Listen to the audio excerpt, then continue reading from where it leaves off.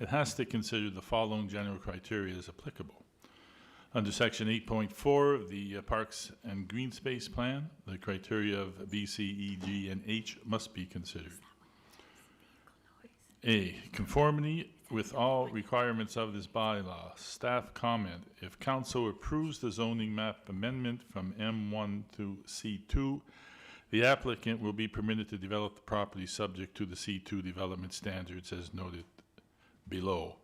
So the C2 zones are there. It outlines the lot area, depth, frontage, the front, side, and rear yards, and the maximum heights and the flankage. I won't bother reading those in. They're in the record there as circulated. B, conformity with the official plan. Staff comment, the rezoning conforms to the official plan. The land use of the property is designated as commercial land use on the future land use plan. The rezoning has no impact on Parks and Green Space Plan. C, suitability of the site for the proposed development. Staff comment, the site is suitable for development as the site has an existing building with access to an existing public street network and municipal services for this development. D, compatibility of the proposed development with surrounding land uses, including both existing and projected uses. Staff comment, the subject property abuts two land uses. The land use to the immediate east and north is industrial. The land use to the immediate south and west are conservation. This property is projected to be commercial. And a map is included, Your Worship, showing the subject property. E, any comment from residents or other interested persons. Staff comment. A public meeting was held on May 19th, 2021. The public meeting notice was advertised in the May 1st edition of The Guardian. 14 letters were mailed to 17 property owners. Chris Palmer, agent for the property owner, provided an overview of the proposed development. Mr. Palmer has a purchase agreement for the property. Tommy Bigger, 2 Greenwood Drive, spoke at the public meeting. Mr. Bigger asked how this rezoning would impact his property. Mr. Bigger was advised his property would remain M1, and should he wish to have it rezoned, he could make application to do so. Don Chemis, 561 Notre Dame Street, called asking for clarification on the intent of the rezoning. Staff advised Mr. Chemis that the building was being repurposed for retail and office space. Staff received written comments from Robert Arsenault, Highland Enterprise Limited. His comments were read into the record at the public meeting and are included in this document. Adequacy of F, adequacy of existing water, sewer, road, stormwater, and electrical services, city parking and parklands for accommodating the development and any projected infrastructure requirements. Staff comment, Greenwood Drive has 200 millimeter distribution water main in the southbound lane and has about 200 millimeter gravity collection sewer main on the east side of the road that fronts this property. Greenwood Drive would accommodate the additional traffic. There is an existing storm drainage system along Greenwood Drive on the east side of the street. 30 Greenwood Drive has overhead 3-phase electrical service feeding to a service entrance at the back of the building. Service entrance upgrades must be coordinated with Summerside Electric, and the cost of the upgrade will be the developer's responsibility if required. If the existing utility poles need to be relocated based on the new design, the developer is responsible to coordinate and pay all costs associated with the move. Based on the preliminary plan, it looks like a pole may end up in the new parking area in behind the building. The parking requirements for the proposed uses must comply with the zoning bylaw. There is ample parkland in the area. G, impact of the development on pedestrian vehicular access and safety and on public safety generally.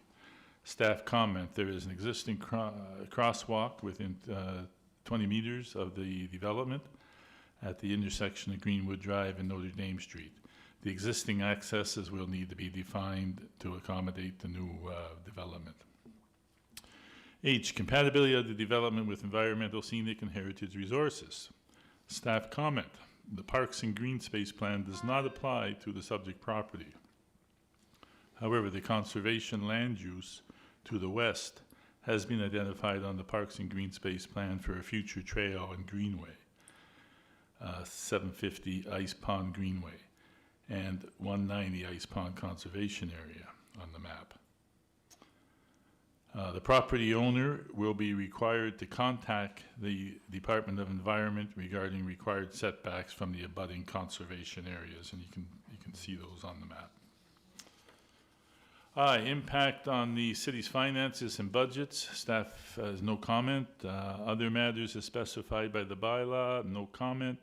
Other matters as considered relevant, no comment. Staff review. The city staff supports the application from Amalgamated Holdings, Inc. for PID number 553875 to amend the city zoning bylaw from light industrial M1 zone to service commercial C2 zone.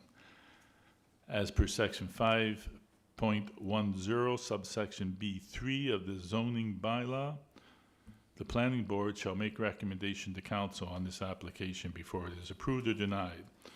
The planning board recommendation, whether carried or defeated, will be brought forward for council for a final decision. So the planning board recommendation, the application received from Amalgamated Holdings, Inc. for PID number 553875 to amend the city zoning bylaw from light industrial M1 zone to service commercial C2 zone be recommended to be approved by council. And we would ask for a mover and a seconder. Moved by Councillor Ramsey, seconded by Councillor Adams. I should read in the comments from Robert Arsenault, Secretary, Highland Enterprise Limited, hereinafter referred to as Highland, prior to opening the floor for discussion. So I will read that comment into the record. Mr. Arsenault indicated that he would like his general comments regarding 565 Water Street rezoning in 2020 be applied to this application. The wording below meets the intent of the phone conversation with the development officer on May 5th, 2021.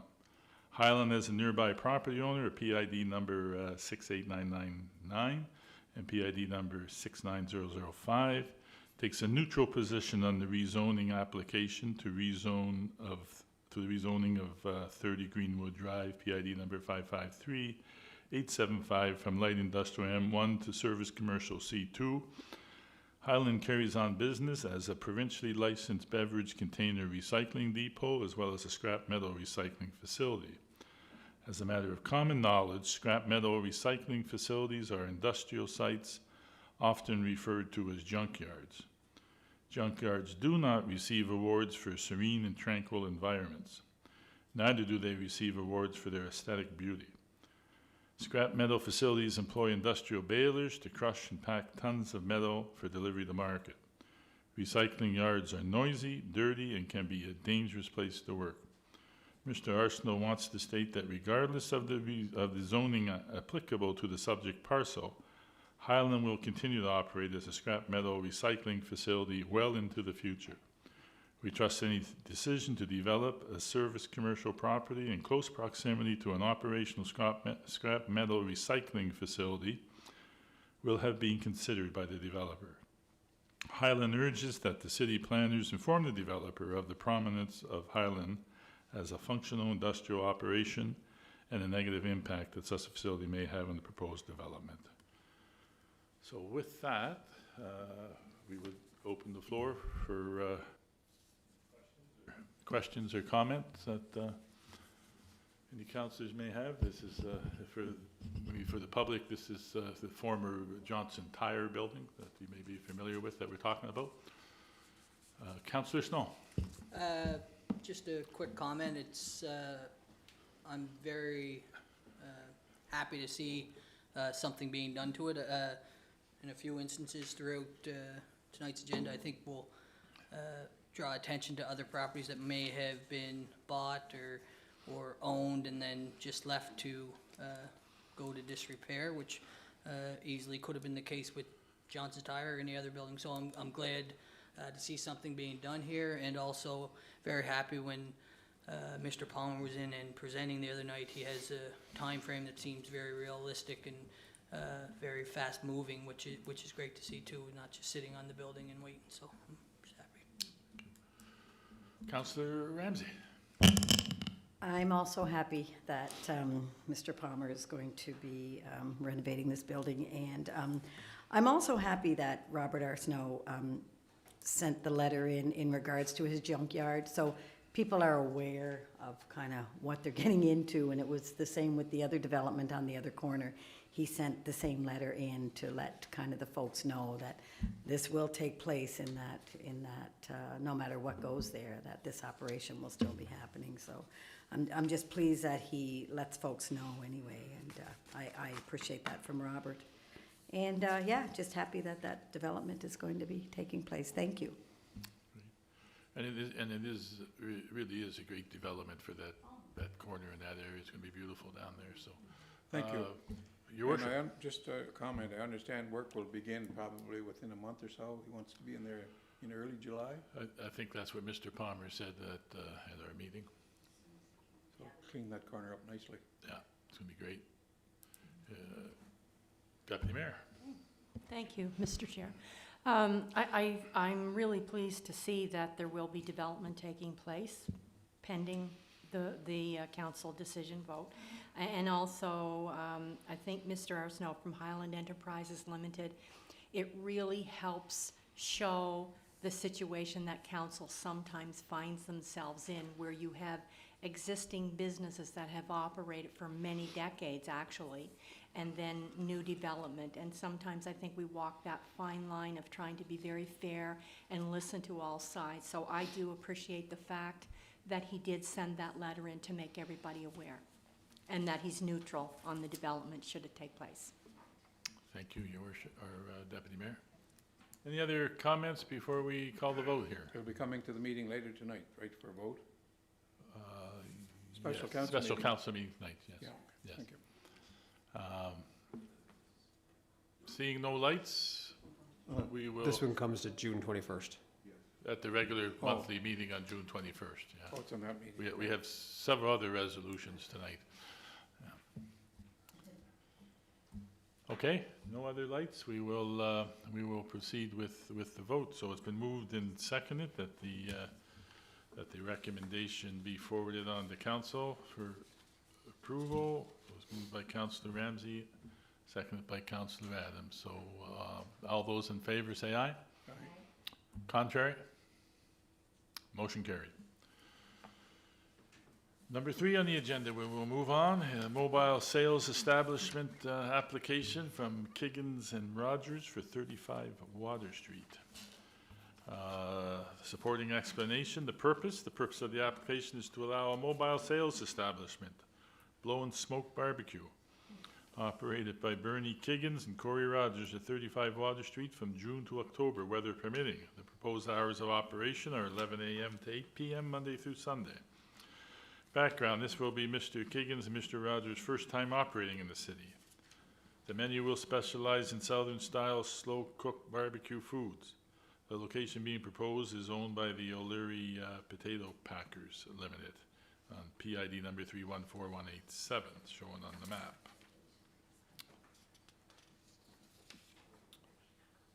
So a mobile sales establishment means a business located in a motorized vehicle or a movable structure that is towed or moved by a motorized vehicle, and where all the goods, wares, or foodstuff that are offered for sale are contained entirely within the motorized vehicle or movable structure, but does not include a lunch truck.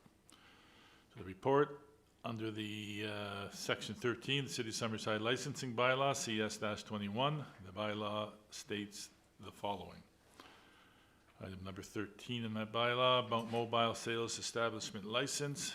A, any person or company seeking a license to operate a mobile sales establishment in the city shall make application therefore to the council.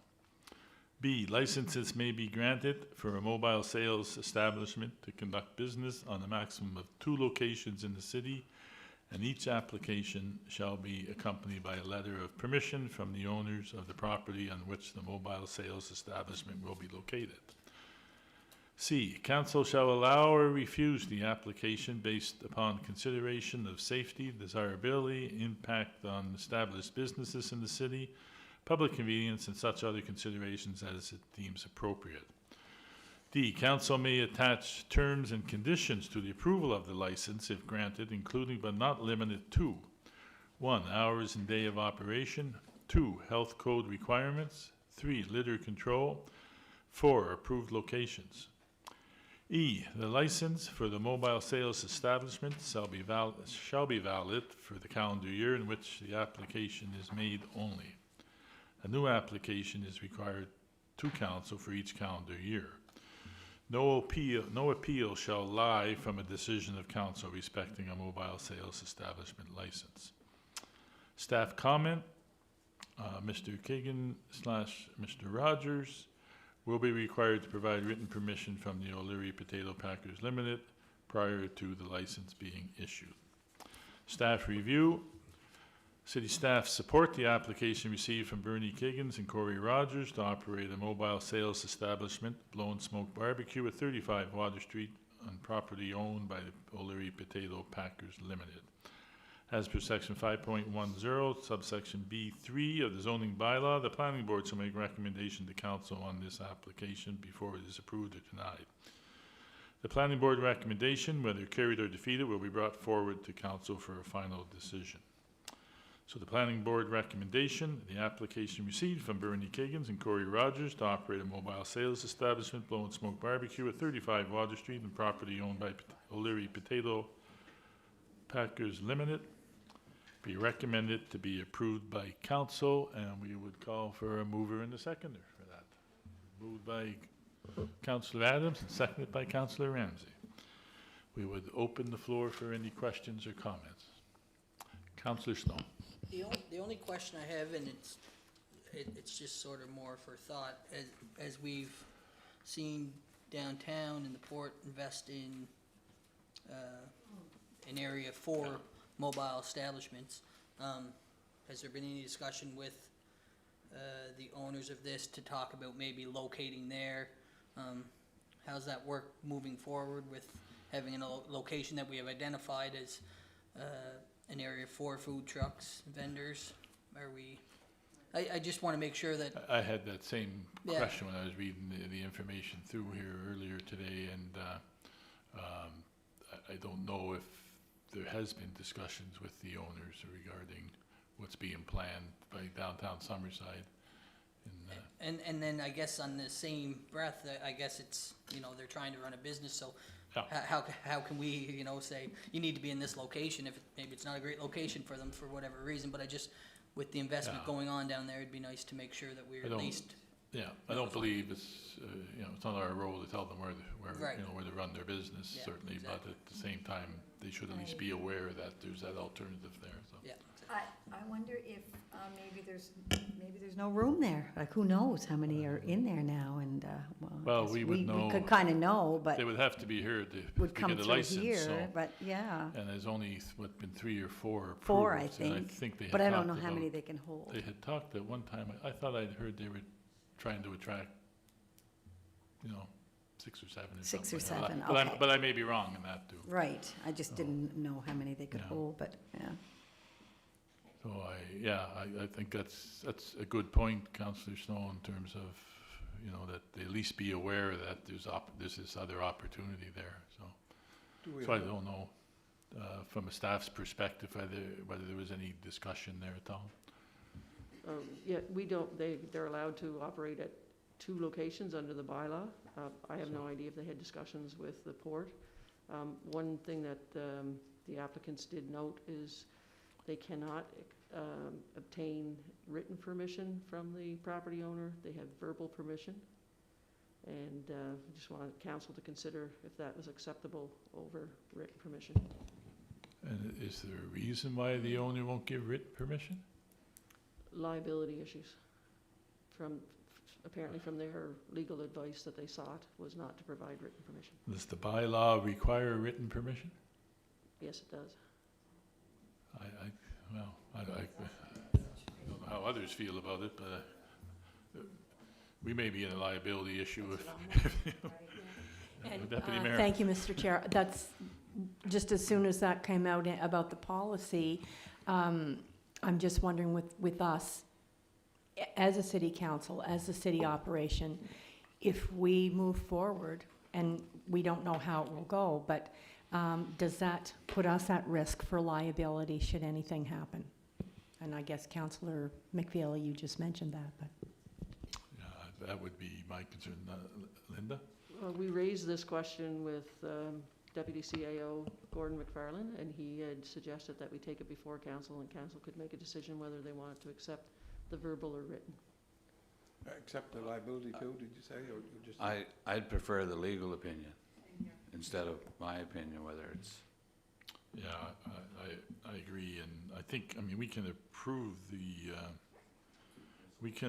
the recommendation, if, I mean, we can approve or defeat the motion, because, I mean, there is a requirement there that they must provide, before they'd ever get a license, they're required to provide written permission from O'Leary Potato Pack Unlimited, so we can move forward with the motion tonight. And hopefully some of those answers will be there before the council meeting. It comes back tonight to the special council meeting. The other option you have is you can approve it, if that's how you feel, you can approve it based on getting the written approval. If you don't get it, it's not approved. Well, and that, I believe what we're approving here Yeah. is that they must have the written approval. So that should be an amendment to the motion a little later, but That's what's in it. It says, staff comments, Mr. Kate Rogers will be required to provide written permission from O'Leary Packers prior to the license being issued. So it's there stating it, that's how we feel, but we're not, So we're still proceeding along that path to say it, but if you guys want something yeah, different, that's you'd have to exactly alter. what we're approving. They must have the written permission, so. We can still in the meantime, if you guys desire, we can get the legal opinion on it. If they choose, we can bring it back just to say issue it without it or not based on that legal opinion. You'd still have this process done as far as, if that's what your answer is, you know. through you, Mr. Chairman, do we have a policy, and I know you had mentioned 6 or 7, but what happens if we get 12 or 14 Yeah, and I don't, applications? Do we have a top number, and or don't, should we have? We don't have it in this location here. I guess they had a number of them. I think we have 3 or 4 down at where they're trying to conglomerate them in one location. We have one out at Reed's Corner at the Cool Breeze. This here was a former restaurant site as far as with a total vacant property has tons of space. There used to be a restaurant in the building. So I mean, there's logic to locate in that. Whether you just want them all in one location or not, that's another. yeah. Rodeo Motors, is it, or whatever it's Yes, called? that's the. Councillor McDougall. yes, thank you. Sorry I'm late. I'm on FCM meetings there, and I have to leave again at about 5 to 6. But I think FCM, for the information Yeah. of the public. Federation of Canadian Municipalities, it's their Annual meeting. annual convention. I spent today on that, on Zoom meeting with them. Yeah, Great Uh, fun. yeah, there's 2 or 3 more days. I believe that we should have written approval from the landowners and not word of mouth. And that's Verbal consent, not only for this one, but if we just do verbal consent for this one, we're opening it up for everybody else to come in and agree, say, yeah. you know, I think if the policy or bylaw says we need written permission, we should stick to that. Yeah, and that's what the recommendation is here tonight, so. And we did Councillor get Stone? written. Oh, sorry, I was just not quite on. Yeah. You're late on there? No, it was just on. Did we get written permission, Any Mr. other- Chairman, from the others? We did, didn't we? They all have required written permission, yes. So we're consistent with that. Any other comments or questions before we call for the vote? So just so we're clear, what we're voting on here, we're voting to bring it forward, but with an amendment? Yeah, so I can read the recommendation. There's again. no amendment. There's what's no before- amendment, Right, what's before you was to call for the written permission. yeah, Oh, okay, it's already there. as long as it's there. And it was moved by Councillor Adams and seconded by Councillor Ramsey, so. Good. With that, we would call for the vote. All those in favor say aye. All right, Contrary? Hearing none, the motion is carried. And that, your worship, completes the planning board agenda. So we would I don't think we need to be that formal with an adjournment motion. We would just say we are adjourned. Okay, so we'll continue on with the committee meetings. The next one is technical services, and our chair is Councillor Duran, and we have our Director of Tech Services with us, as mentioned earlier, Engineer Aaron McDonald. The floor is yours, Councillor Duran. Thank you very much, Your Worship. There is an amendment for the agenda this evening. Just to add one item, we have the first item, which we'll begin with Avon and Chestnut Street property. And the amendment is to add 107 Water Street, and we'll get into the details for both as we go on, but we'll start on our first original item, which is Avon Chestnut Street property. And I guess I'll hand that over to CAO Rob to give a brief summary of why we're discussing that this evening. All right, thank you, Mr. Chair, and good evening, members of council and the community. Sorry, I should probably take this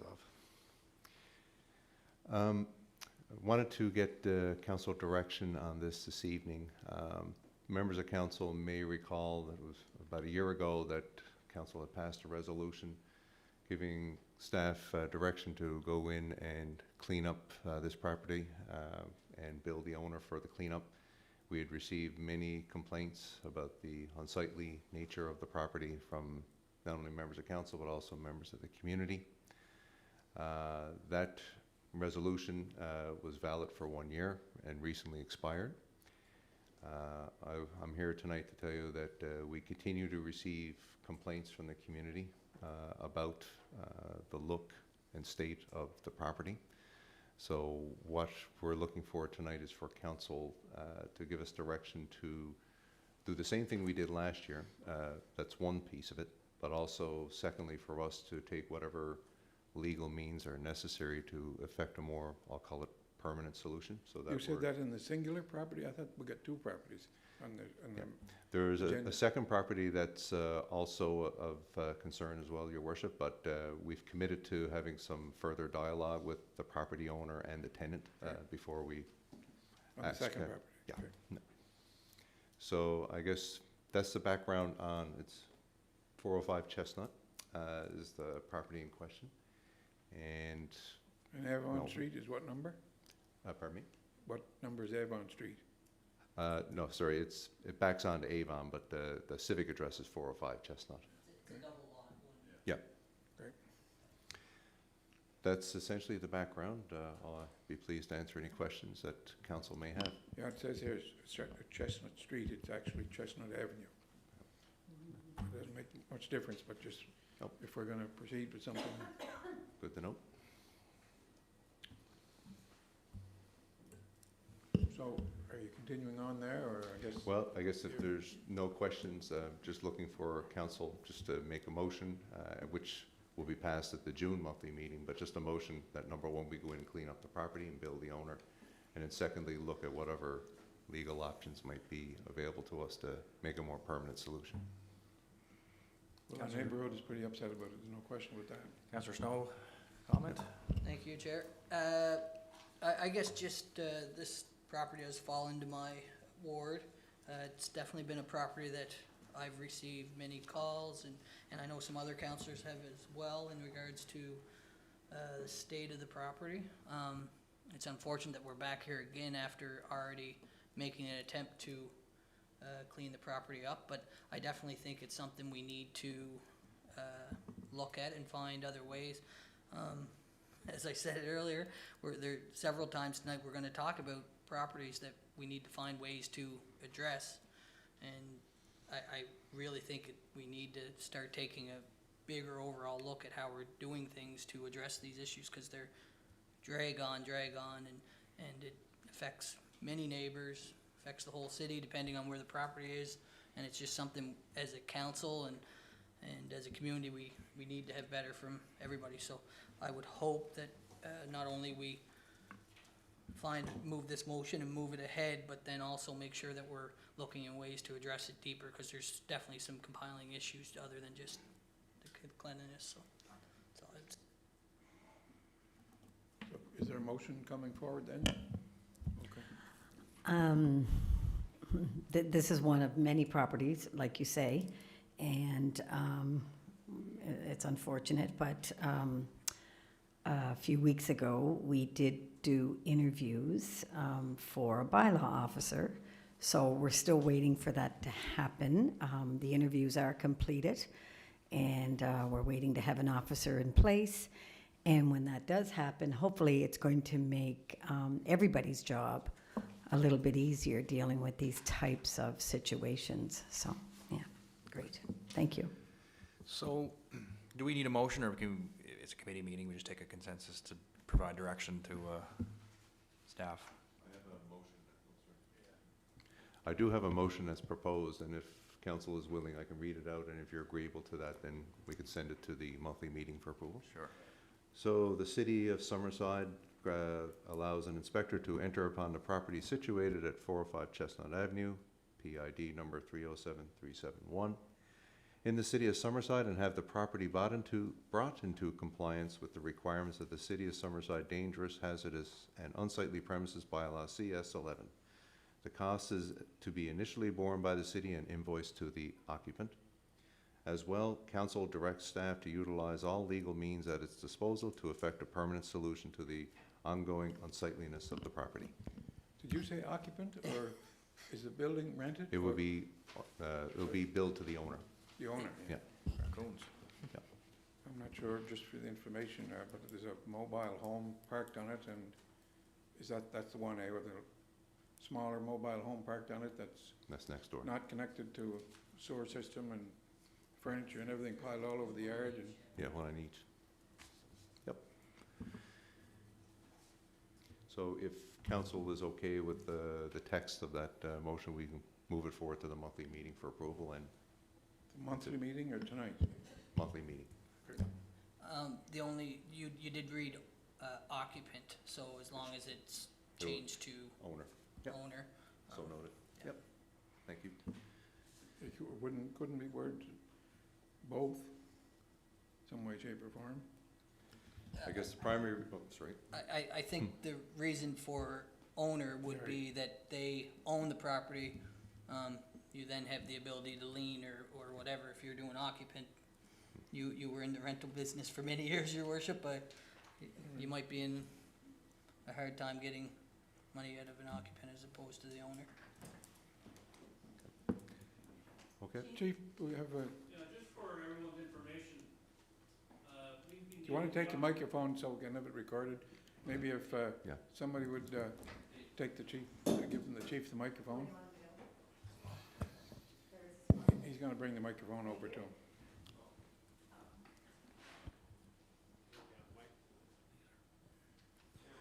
Just for everyone's information, we have been dealing with the occupant the last couple of years. The owner of the property is an elderly lady, lives in Ontario, and we've had no correspondence with her at all. She doesn't answer emails or letters, so we've been dealing with the occupant solely for the last couple of years. So to bill the owner, I don't know if that's the right move or not, just my opinion. It would probably be a lien put in the property at the end of the day, and if it's sold, gets cleaned up. Anyway, Mr. Chairman, So we should just maybe put that vote on the floor to, just so there's an accurate record. If all the council is unanimously okay with it, we'll send it to the monthly meeting for approval. Moved by Councillor Snow, I'll second it. All in favor? All opposed? 0. So we'll proceed with that. thank you. Second, the second item, there is a resolution attached, should we decide to go ahead with it. So that resolution will be at the special council meeting later this evening. Is that correct? Yeah, okay. So basically, a number of months ago, I guess, I believe it was either Deputy Mayor McColman or Councillor Snow, and maybe it was neither, but I seem to recall it was one of you that brought up the 107 Water Street, which was, I guess it was formerly known as different things, but it's the one beside, Mother's Antiques, I think it was. Mother's Antiques is, I think, yeah, the most recent sign, yeah, beside Bishop's Machine Shop. And through that meeting came a recommendation from the Technical Services Department. And I'll read that out now, and then we can, if there's any discussion to be had, we can do so. The recommendation is dated today, June 1st. The subject being 107 Water Street. Recommendation is that council pass a resolution to authorize the building officer to carry out any work related to securing the property located at 107 Water Street, PID number 313734, in accordance to Bylaw CS 11, as the work has not been carried out by the owner. Supporting explanation, the purpose is to obtain by council resolution the authority to address the securing of the property at 107 Water Street as required in accordance to Bylaw CS 11, as it has not been addressed by the owner. Background, the building at 107 Water Street was reviewed by the building officer per City of Summerside Bylaw CS 11 on the afternoon of Wednesday, May 5th, 2021. This review was conducted based on a complaint received over concerns of the overall condition of the building. On review of the building structure, it was found that the covering over a damaged exterior door had been removed, making the vacant building unsecure. As the building was not entered, it is undetermined as to the current condition of the building interior. In its current condition, the building meets the criteria of not being secured per section 6.5 of Bylaw CS 11. Per sections 8.2 and 8.3 of Bylaw CS 11, a notice letter dated May 11th, 2021 was prepared to serve as notice of violation. The notice letter stated that in order to comply with the bylaw and the notice, all window and door coverings were to be reviewed and the building was to be made secure on or before Friday, May 21st, 2021.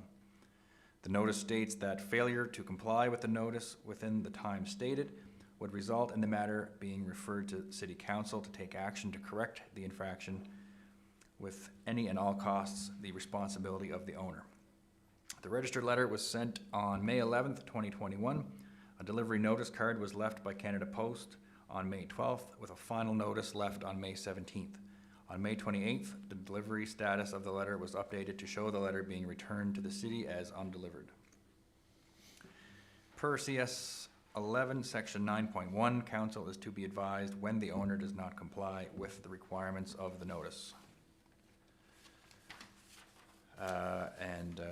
Non-compliance, Section 9.1, where the owner of the property upon whom a notice pursuant to Section 8 has been served does not comply with the requirements of such notice, the inspector shall immediately notify council, who may, by resolution, authorize an inspector to enter the property without written warrant or other legal process, and thereupon carry out any and all works as stated in the notice in order to bring the property into compliance with the requirements of this bylaw.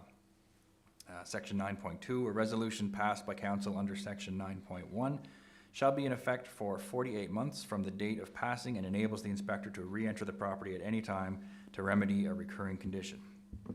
Section 9.3, the inspector or his designate shall cause the costs of such vacation, repair, or demolition or other work done to be charged to the owner, and failing receipt of payment within 30 days therefrom from the owner. Such costs shall be charged against the property as a municipal lien or to be recorded in a lawsuit against the owner. So that is the recommendation from Tech Services, and there is a resolution to go forward with those actions, shall council decide to do so, but until then, we can discuss that now, or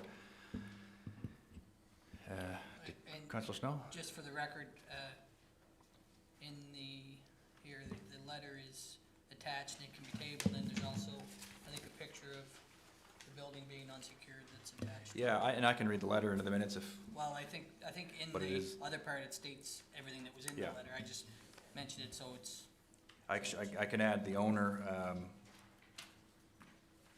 the owner's name if it's made out to a company, or we can just just leave it, it's fine. leave it, it's in the minutes, or it's in the package, so. Is the owner within our province or? Hunter River, Okay. it's a company, restaurant. So we're not asking to enter it, we're just asking to secure it, right?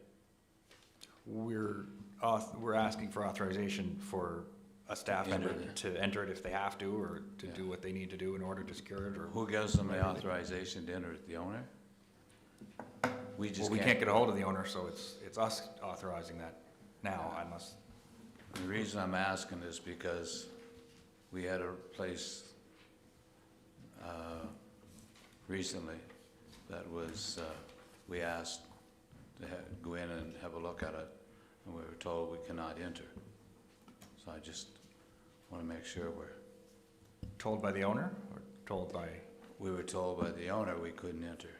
Right, well, in this case, we have tried to contact the owner and can't, so I think that's when this CS11 comes into play, but.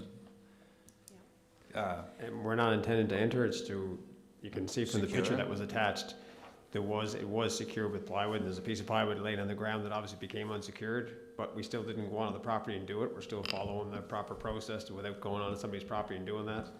We tried notifying them that they do it, that they don't incur any charges of doing it. We haven't had success in following that process. Now, that's the address that we have on file, the name that we have on file, so we're just getting back now with the letter being returned, so the next step would be to bring it to council. In order to get it to council, it's the next available committee meeting, is why we're here, so we're just securing the property as noted. Okay, so we won't have to enter, there'll be no need to enter. Councillor Snow? And I'm fine with securing the property. I think that makes sense, but I think we're really missing a very valuable point here. It doesn't take anybody too much thought to drive down Water Street and have a look and see the state of the building and how it affects downtown, and goes, I'm feeling like a broken record already.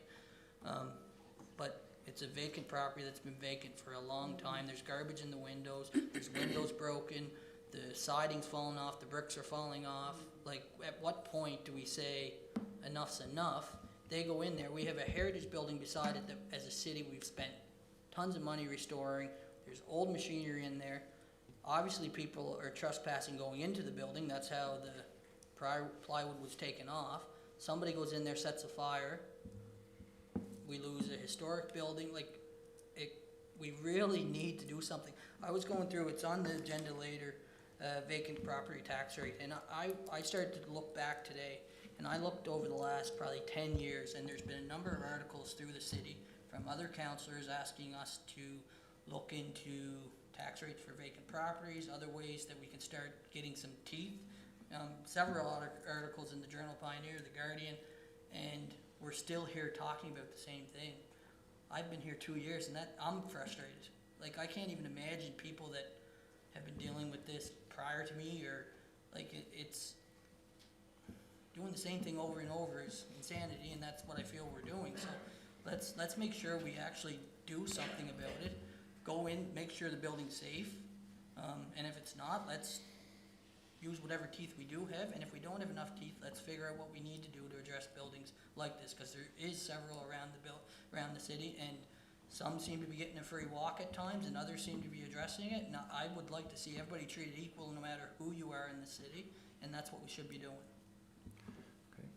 And I think it's important to note that in some of those cases, we have communication with an owner, and in this case, we tried, and either there's no willingness, or they're simply not able to communicate. Maybe we have the wrong owner on file, I don't know, but at least we've gone through that step in trying to communicate with them. So now that we can't, that gives us a bit of an easier way, in my eyes, to do what we need to do in order to move on. Deputy Mayor McColman and Councillor McFeely. I don't want to repeat everything that has been said, and I think it's been laid out very well in the information that you've brought forward. And there is definitely a frustration, and I think we have heard that a lot from businesses as well as residents. I believe that as a city, corporation, and a council, we do have to have calmer heads that prevail, in a sense where All of the steps are being followed. We have to do the due diligence piece. I know there's frustration because it seems to be taking forever, you know, with properties, but the fact of the matter is, when we do something that means that there's going to be an inspector go in, we have to make sure that we cover ourselves legally and go through that process. And hopefully, this is sending a message out, because we're on live stream, that the city a lot of times is in that situation where we have to deal with those things. But we're trying to give everybody every chance possible to clean up the property or to do the property.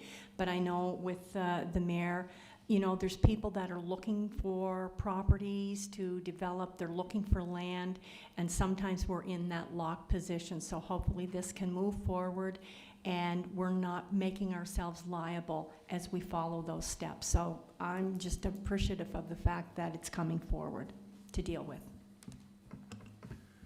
Councillor McFeely and Councillor Tuggle. Just a comment, maybe kind of building on what Councillor Snow was saying, is that, you know, it is a frustration, and I know we've had, in my time on council, several similar ones, and, you know, sort of the go-to fix is to secure them, but there's still major eyesores, and even when they're kind of brought up to meet our bylaw, there's still major eyesores.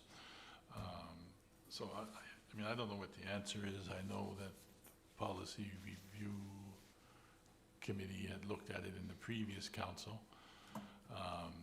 You know, there was all kinds of reasons why you couldn't do this, and you couldn't do that, and you couldn't do this. I think it would be something that I would like to see the Policy Committee kind of take another look at it, and how can we get some teeth in there so that we can affect the change we want, not just to secure a building. And it's somewhat maybe tied to that vacant property tax rate too, that the two kind of go hand in glove. I just think to your point, Councillor Snow, I mean, to talk about it's one thing, but we need to kind of get to the next level here to how do we deal with it in the long term. So.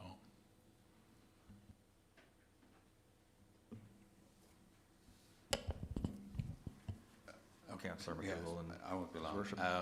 Thank you.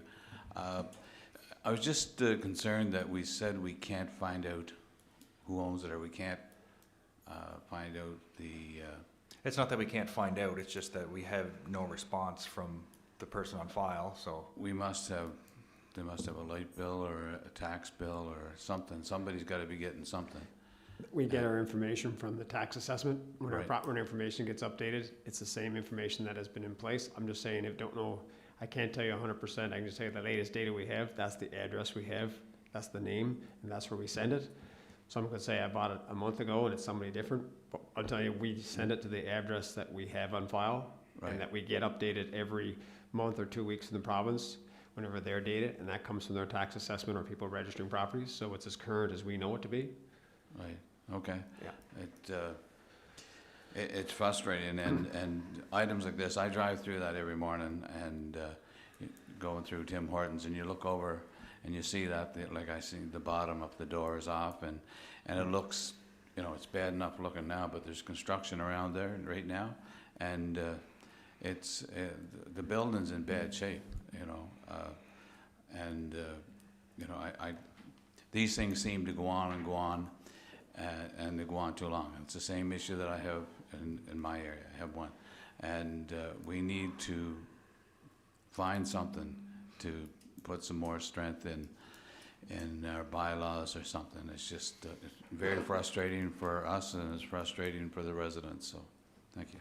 So how we make the change then is we put teeth in the bylaw. We review the bylaw, and because we've talked about this so many different times, and we're all concerned, and we say we're all concerned, so we do have to change the bylaw and put the teeth in. That's what we have to do. You don't have to convince me.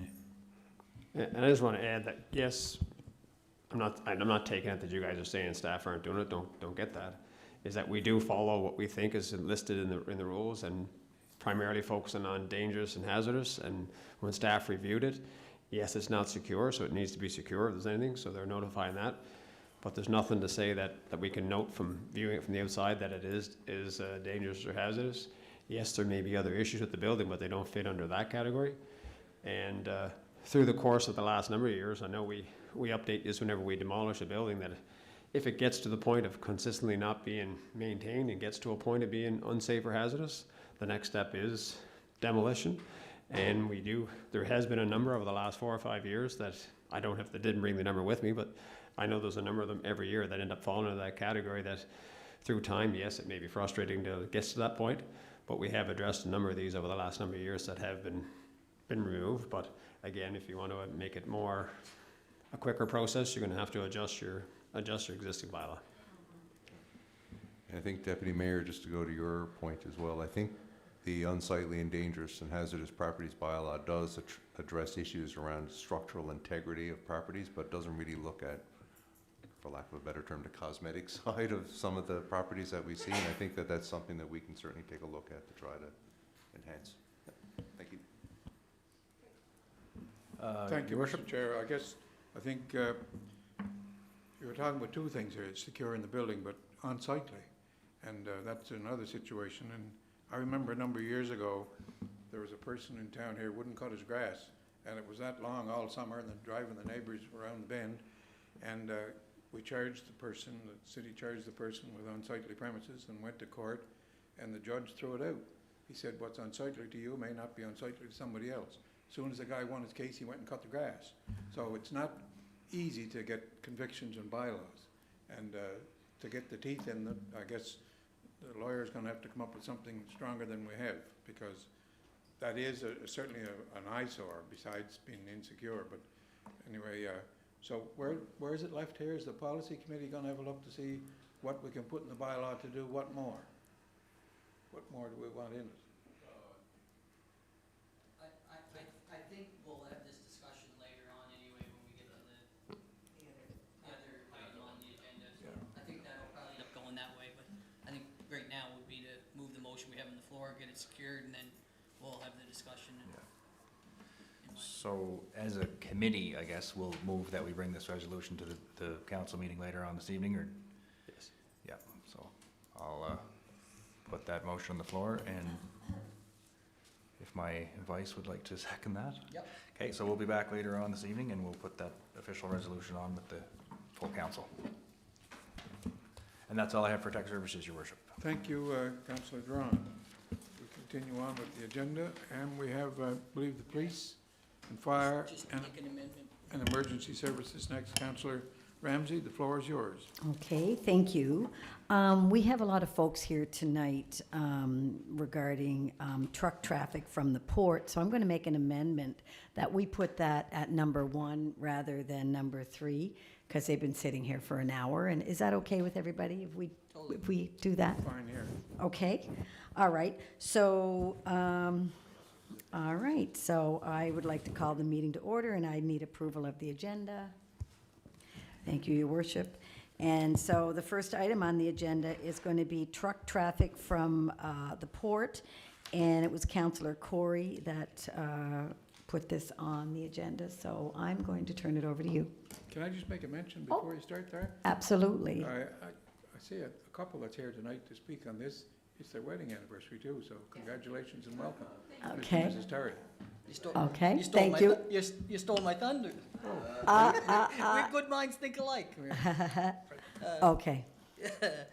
All good. Yeah, so I requested this to be put on the agenda after a recent barrage of emails, phone calls, messages from constituents of mine and other constituents along South Drive with concerns of overnight unloading, I should say, from our port, the inability to get a good night's sleep, and asking for council to take a look at it, see what we can do to address the issue that they see.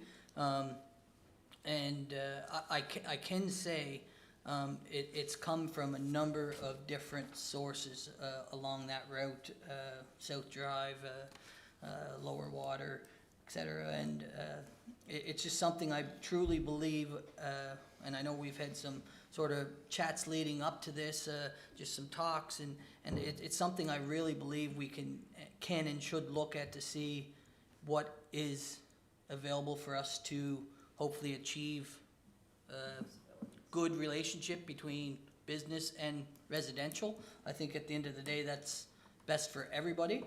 If there is a solution that can jive, that makes everybody happy, why wouldn't you look at doing that? So we can't put one off for the other. I think both can sort of have success and succeed and work together. So I'm looking for council and CEO Rob to sort of bring back some options for us to sort of address this moving forward. I know leading into this, I had requested that we have some discussions with the port and, users of the port that tend to be hauling the material from the port and notify them that we're bringing this forward. And to be totally transparent, there's no doubt that the port is a very important business, economic driver in our community, and we need to, make sure that we realize the value of that, but also the value of our residents and the quality of life is very important, and that's the word that gets spread from Summerside to wherever around the world, right? The world is a very small place now, so when people realize that, your concerns are addressed and heard, and we look into them and make it a valuable place for all, then I think that's beneficial for everyone, so. Chief Dave, did you have your lights on there? Did you have something? I believe there may be someone in the audience who wants to speak to this. Yes. Yes, there is.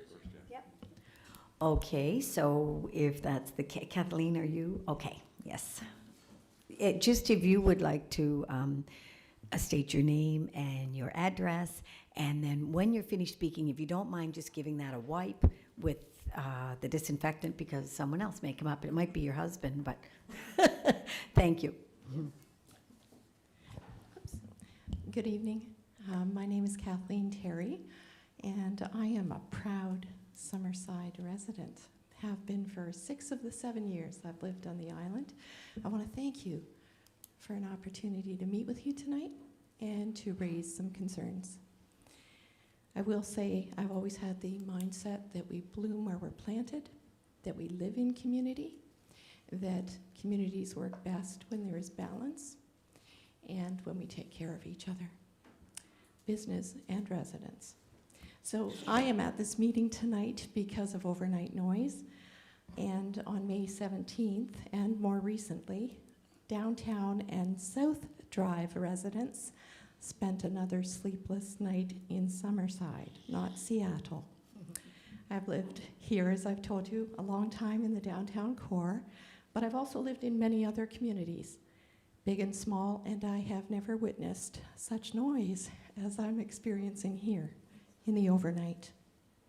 When barges are unloading at the Summerside dock, vehicles are taking a 6-kilometer, 8-minute drive right through the downtown core, up South Drive, lumbering, grinding gears, screeching brakes, creating nuisance, noise. En route, they are passing 220 homes, 6 apartment buildings, 166 families in those apartment buildings, 1 townhouse development with 30 residences, and 1 hotel with 82 rooms. To recap, these trucks are interrupting the lives of Summerside taxpayers who reside in 15 multi-unit apartment townhouse condo buildings and 220 homes. That's 468 families. And on the low side, perhaps 1,500 residents. And that's not even counting the mixed-use buildings above downtown businesses. On Water Street, above your own downtown Summerside building and the Greco's building. And on the other route, toward the McCain fertilizer plant, any number of houses. And I'm asking why this is allowed to continue. Because trucks roll through town all day and all night. None of us are sleeping. We have elected Mayor Stewart and each of you members of council who promise by your stated mission to represent all residents and taxpayers, not just business interests.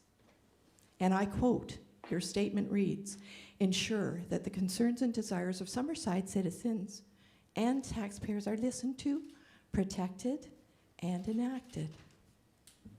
The resident tax base is approximately 2/3 of what the city takes in, proportionately, according to 2019 figures. The very least we can expect in terms of seeing our interests and quality of life protected in return for our taxes is getting a good night's sleep, don't you think? This is a beautiful, beautiful city. It is a gem perched on a pretty harbor with extraordinary views and a boardwalk and parks that are second to none. But we have a noise issue. Even Google knows about it, citing the most searches about getting a good night's sleep originate here in Summerside. This needs to change. It's past time for change. Now, I've done some research because I would not come before you and insult you by not doing that.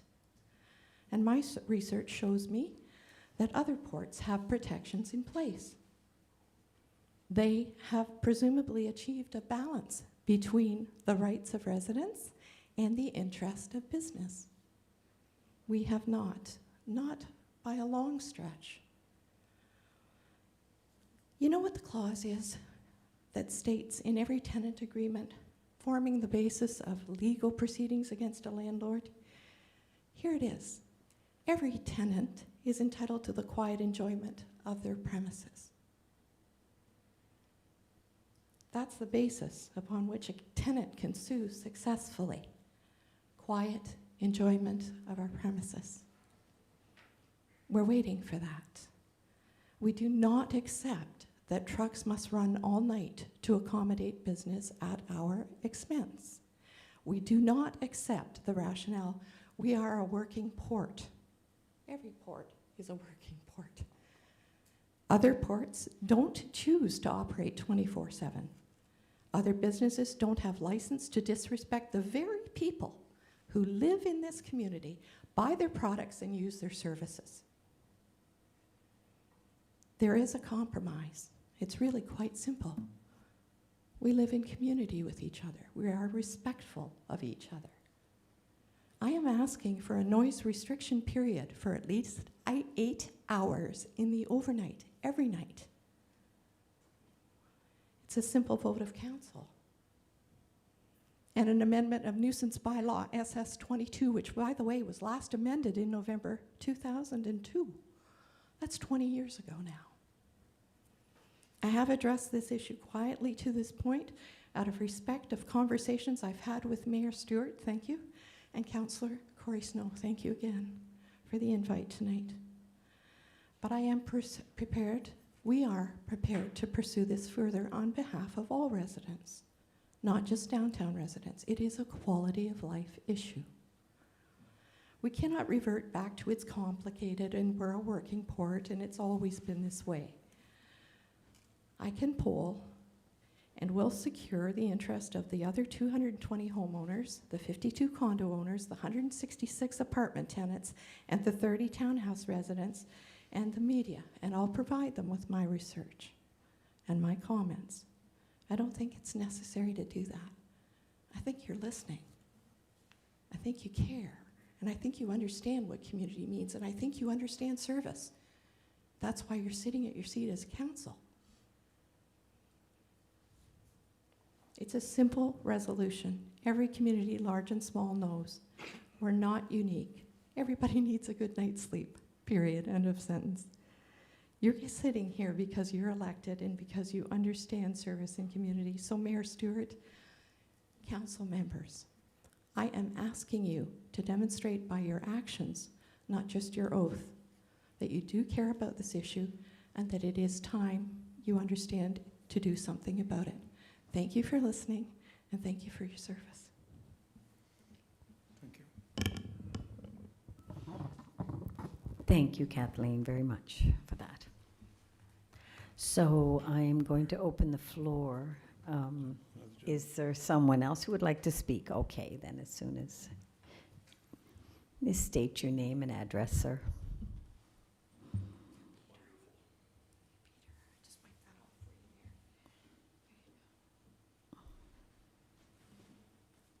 Good evening, Your Worship. My name is Peter Sorensen, and I'm sure many of you have run into me before on this subject. I wasn't going to say anything because my neighbors did such an eloquent job of representing facts and reality. However, I decided I'd come along, and I listened to Councillor Snow lament about the frustrations of not moving on the inappropriate, or what is it, the buildings, unsightly buildings. Well, I sat here and read a letter, and I'm going to just take a couple of minutes. I wrote on August the 15th, 2013, to the Honorable Robert S. Vesey, Minister of Transportation and Infrastructure and Renewal. I copied Chief Poirier, the commanding officer of the RCMP, and the chief in Charlottetown, the chief in Kensington. And it was about noise, cars, racetracks in our cities. And I'm not going to read that letter. I've also made presentations here about the traffic and how to get over this truck traffic. But I want to read the paragraph of reply from Minister Vesey of the day. You raised good points about truck routes, weight restrictions, exhaust systems, noise pollutions from things such as jake brakes. The cities of Charlottetown and Summerside are separate traffic authorities under the Highway Traffic Act and have the power to enforce their own bylaws concerning motor vehicles. Since issues like vehicle noise complaints are more prevalent in urban areas, this is a critical tool for our cities to help better manage traffic within their own boundaries. Fredericton, the city of Fredericton this year enacted new bylaws to crack down on the motorcycles and the pollution of noise of vehicles in their city. I believe I sent it along to Mayor Stewart and CAO Philpott. And so I hope this issue doesn't follow the issue of your unsightly buildings of frustration for a number of years. This was dated 8 years ago. I've lived in that place. I'm in my 15th year, and I have endured the noise. It's time to act. Thank you. Thank you, Peter. Is there anyone else from the audience that would like to speak? Okay, just, that hasn't been wiped. I don't know if Peter wants to go up and put Peter back to work. You're going to get it. Okay. You can just state your name and your address when you get a minute there. Hello, my name's Ruth Grady. Ruth Grady. I've lived at 271 South Drive for 23 years. I have called City Hall numerous times over those years about not being able to sleep and having to go to work exhausted. Now, I was a lot younger then, and maybe 24 hours I could recover, but now I live at Harbor Terrace in October for 2 years, and it's taking me days to get over and not being able to sleep. So I have asked City Hall, couldn't other streets share this traffic? Does it always have to go up South Drive? And I haven't gotten any answers, so I had to come. I was so pleased that at least there's a meeting on it. And that's all I want to tell you, so thank you. Thank you, Ruth. Thank you.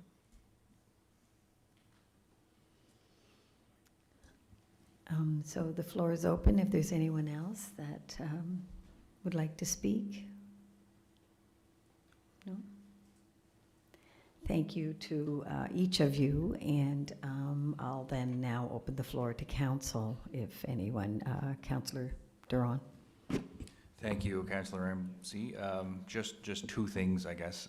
The first being, that is my motorcycle outside in the parking lot, and it has a really good muffler on it. It sounds just like a Honda minivan, so. Yeah. The second, I know we do have obviously a nuisance bylaw in place. My question is, and maybe, I guess Chief Poirier might not be able to, you know, think of it right on the spot, but what is the threshold in that bylaw for noise? Like, is it like a decibel measurement, or is it like what's in that bylaw as far as what is excessive noise according to the City of Summerside? The bylaw doesn't really state, Councillor, it just says excessive noise.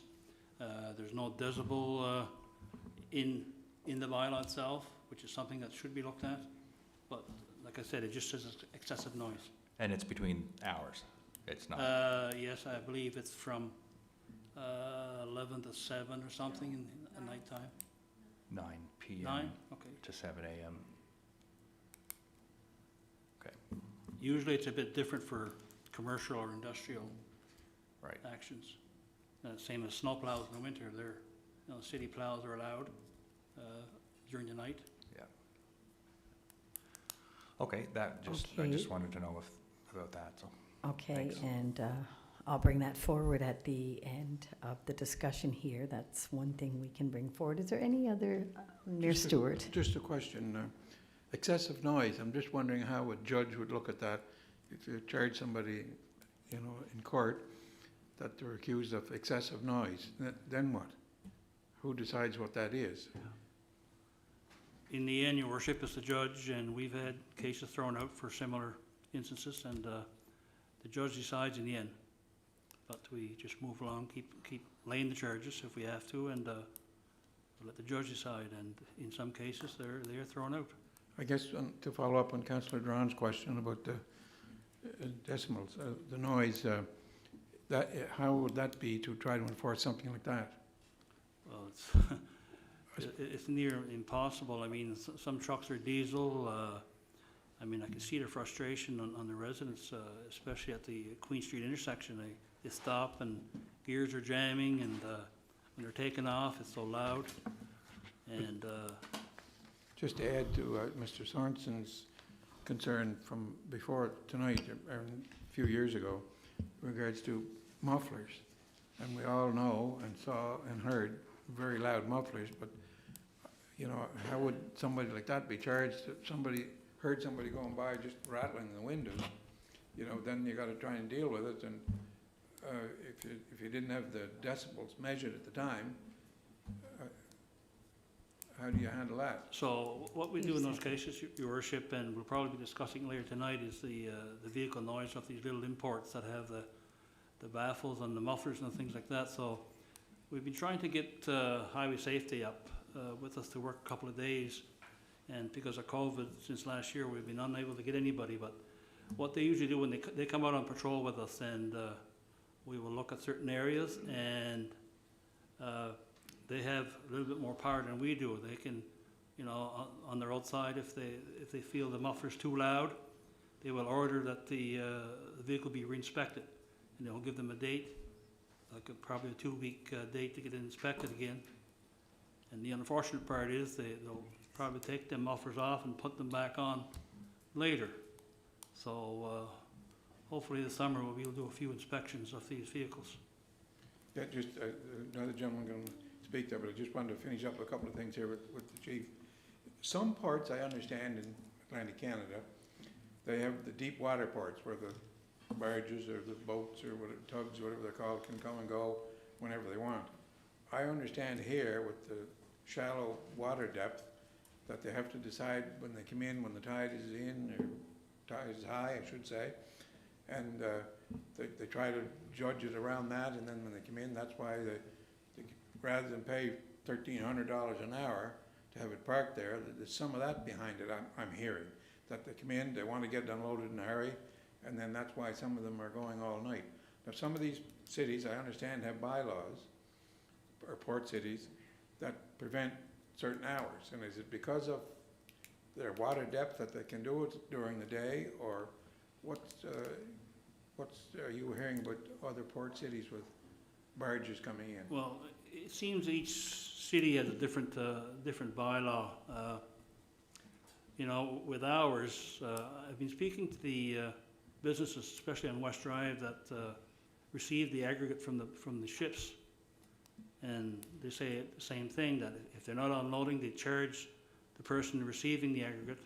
They charge them so much an hour for being in port if they're not offloading. So that's one of the issues that they bring up. Yeah. But if council was to make a bylaw about restrictions on truck traffic at certain hours, and so be it. This gentleman, I believe, wanted to speak, Mr. Terry? I think, didn't he, Councillor Ramsey? Thank you, Dave. Yeah. Oh, sorry, maybe it was... Sorry, just by way of clarity, we're not disputing noise decibel levels. Right. We're disputing the hours. Yep. We understand business has to happen. And with all respect, the responses I'm hearing back from other ports are, one has an 8 p.m. to 8 a.m. blackout. Another has no residential buildings within 1.5 kilometers of their route. Another one has a noise remediation and complaint process clearly set out on their website and operates primarily from 8 to 4:30 on weekdays, workdays. And one, including, interestingly, Vancouver has 5 ports, and they have noise remediation in place. Another port has no after dark loading and unloading, and another has noise and light remediation in place in the interest of their neighborhood. I have not heard back from everybody yet. Some of them are slow in responding. Again, to be clear, we do not dispute that a business needs to operate. We dispute that 2/3 of the tax base is being ignored in the interest of ongoing business overnight, every night. That's what we are disputing. Thank you. Thank you. Okay. Thank you, Kathleen, and I believe Councillor McFeely. Thank you, and thank you for your presentations.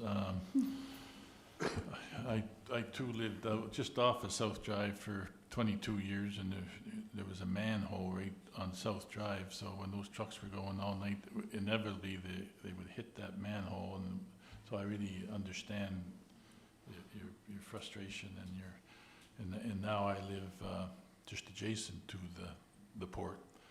So I sat up in my window there the first night the big ship was in there, and watched the volume of traffic coming and going, and it really is significant. You know, to me, this just seems like something that if we should be able to find some common ground here between the truckers and the residents, and something that works for both. I just would really encourage maybe the police committee to broker a meeting with, if it has to be council and the port and the companies that are bringing the stuff in, so that we can have a discussion and really get all the facts and have, you know, the information we need to make a good informed decision. I just think that there should be some way that we can find some common ground here that gives people, you know, a good night's sleep and allows business to, you know, to continue and flourish in Summerside. So, but the dialogue has to happen for that to happen. So I don't know if the police committee is the appropriate group to kind of bring that together and begin that dialogue and, you know, try to make something happen here. Can certainly put that forward when we're finished with these conversations. Councillor Adams. Thank you, Councillor Ramsey, and thank you, Mr. Sorensen and Mrs. Terry, for your presentations. I as well had talked about this with Councillor Snow before, and I was told the same thing. It is a working port, as obviously, all ports are. And in my ward, I know we have the issue from the port with untarped loads going out to the fertilizer plant. So that's also an issue. So I do believe that there needs to be a good discussion held with the port so they can realize what we're hearing from residents on the noise and the things that residents see as unsafe going through their neighborhoods. So yeah, I totally support a conversation with the port and council. Deputy Mayor McColman. I just want to thank you, Ms. Terry,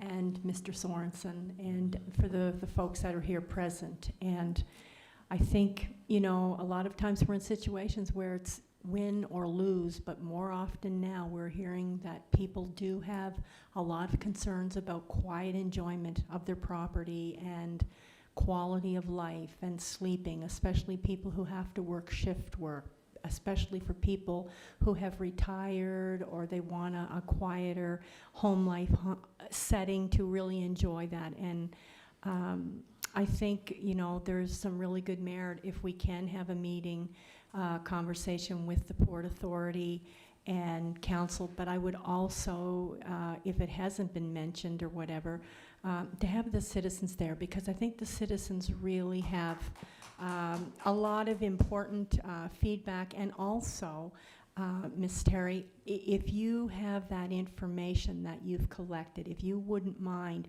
if it could go to our CAO, a copy of it, we'd be glad to copy it. Just so that we have that fact of information that you've taken the time to gather, because that speaks volumes.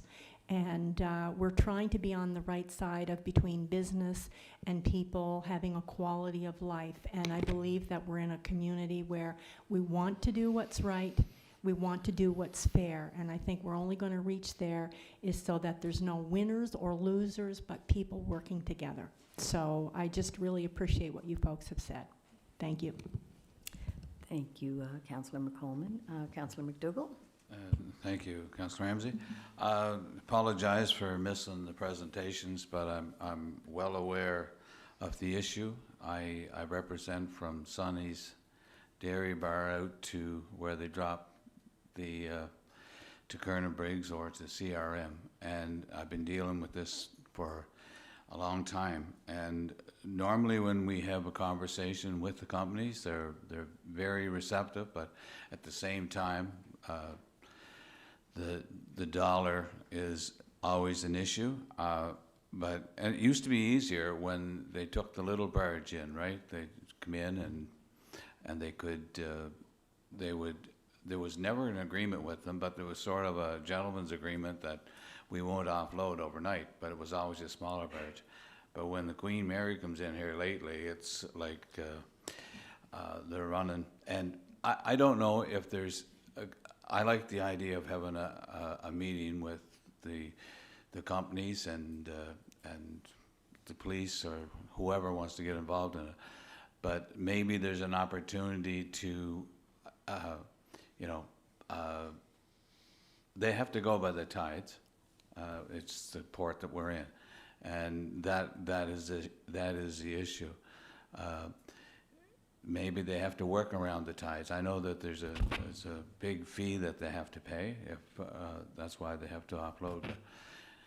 When they're done and there's a low tide, I hate to see them sitting there for another 6 hours too, right? But I think another option too is maybe we change the route for them. If we can't do anything else, maybe we alternate the route that they have to take each time it comes in, instead of every time coming up around the Journal corner, having to stop, brakes, thumping. Maybe they go up Granville Street the next time. Maybe, and spread it out until we get a fix for it, instead of always having to go out South Drive, up West Drive. I get calls at 2, 3, 4 in the morning. I usually get my wife to answer the phone, but no. But it is an issue, and, you know, we need the aggregate to do construction, but, you know, we also are very mindful of the situation, and hopefully we can get some kind of a compromise on it. Thank you. Thank you, Councillor McDougall. Mayor Stewart. Yeah, just sum up here, Councillor Ramsey. This problem goes back a long ways. I remember in my days in the police department when mostly potatoes were hauled in by trucks, and ships were in for potatoes. And but now, I guess the last number of years, when the bridge was built, a lot of the potatoes are trucked across the bridge, or they'll go to Cavendish Farms. But there were problems then, back in the 70s and 80s, with noise, and with working with the police department, it wasn't easy to try to work around those problems. So I know what you're going through, Chief. But if we can come up with something with their meetings with the port people, and Bruce, you had mentioned about changing the route. The only thing is with that, we're just moving the problem from here to there, sort of thing. I think the hours would be the best if that's not going to break my heart, though. What? No, I know. We should share the noise. Yeah, I know. Yeah, I understand that. But anyway, so if we can make arrangements to have a meeting with I guess there are 2 or 3 contractors in Summerside, would be Skiermans and Kern and Briggs and CRN, what's CRM, and the Port Authority, and go from there. But in order to change it, this group in here will have to change the bylaw in regards to the hours. So that's the procedure. One person can't change a bylaw here. It has to be voted on. The majority will decide if the bylaw is going to be changed. So, but I think if we can have, as was mentioned, some people in the area in that meeting for their comments when we're meeting with those people, see what can be worked out there. But it's quite obvious at the end of the day that the bylaw has to be changed in order to make life more peaceful for the large number of residents that was mentioned. Right. I believe Mrs. Terry has her hand up again. I think Councillor Ramsey. Did you want to speak again? I just want to add that the bylaw has 97 in it currently for excessive vehicle or mechanical noise, I believe the wording is. And I have provided, along with my comments, a draft motion. That excessive thing's we've got to figure out a way how we can get that to stand up in court. I guess if there's case law where they did in other municipalities, you know, if they won their cases or whatever, there should be some case law someplace that could be read upon. Right. Thank you, Your Worship. And Councillor Snow? Just in closing, I would encourage us to get this meeting set up ASAP, not to drag our feet on it, for starters. I do believe there is, to Councillor McFeely's point earlier, I do think there's a way to figure out a workable agreement for both. And in the meantime, if it takes a long time, I don't mind Councillor McDougall's point of changing a route. Sure, it's moving the problem somewhere else, but it'd be half the noise they're getting or half the amount of night sleep that they're losing. And you know what, it's, we bring issues forward and you'll hear feedback, oh, that's not a big issue, but it's coming from people that don't live along the route. Right. So if you're not involved in the issue, sure, it's not an issue, but if you're there and you're having to live it every day, and Councillor McDougall mentioned, you know, we don't want to see the port sitting in there for 6 hours, but we're sitting here saying, you know what, well, if people lose 6 hours of sleep, it's not a big issue. It's an issue. If you're losing your sleep and we got to find a way to make things jive for both, and I look forward to our meetings with contractors. I have lots of conversations with people over many issues, and I enjoyed this conversation. I look forward to solving it. So I think that's the important part, is that we move forward and solve it as quick as we can. Okay. Councillor Ramsey, just a final question. I'm wondering if the bylaw that's in place now, if somebody was charged, who's charged? The truck or the driver or the Port Authority for allowing this past the hours? Well, who's saying that? I don't know who's talking. Oh, here. You're sorry. talking, Peter. Oh. Oh, No. take your mask off. No, but I'm just trying to make something that if it has to go to court, that it's a way that it can be settled, but But- I think the bylaw would be worked out. But I'm just wondering, Mayor Basil and fellow council members, I mean, we're assuming that it will have to go to court. But I think if we can find some kind of a path forward and look at the cost in different ways, the cost of quality of life, the cost of, you know, having the tankers or whatever sitting there, or if we're working around tides, those kinds of things. I think we have to put all of those options on the table, and again, let calmer heads prevail and really try to work at this so that we can find something that is win-win and not look at the cost per load, or the cost to not have it operating through the night, or the cost of sleep for people because maybe they're losing work, or maybe the cost of that we're losing people that are living downtown, and we're working very hard to have people living downtown. So I think we have to look at all of those things. What does cost mean? Right. Okay. Well, that's fine. Like I said, I've been sitting around here for a number of years, and we come up with these conversations that we have to do this, we have to do that, but we can't seem to get it to the point where we can do this or do that. Right. We'll come back again in a month or 6 months and talk about it again. Well, hopefully we're not going to do that. I'm going to put a few things forward here, and then if there's something that you think I should add, anybody, let me know. But I think what we talked about was look at the bylaw. And now I don't know if before that we should meet with the contractors, the residents, police committee, council. Like everybody have a meeting and just, you know, like Let's put meet it with out the there. Contractors as soon as we can get it. There might be a solution once you sit down and talk. Exactly. That's why I'm thinking if we meet with them first and then see what that looks like and what kind of an agreement we can come up with. So say that would be number one. Look at the bylaw after that. And I know, Dave, you said something about the Department of Highways coming to work together with the police this summer to kind of come up with Mr. Sorensen's concern around the noise and the motorcycles and you know, that he's been trying to deal with. Mufflers. Yes. So whether there's a decimal in there or not. But is there anything else, councillors or mayor, that we should ask our CAO to do? I don't think so. I just wanted to make one comment. The most complaints I get, and I understand about the Journal and the noise there, the most complaints I get have been around the speeding of the trucks and the covering of the loads.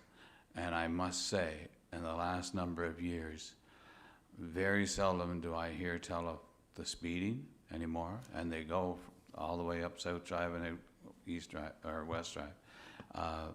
The drivers have been good. I haven't seen.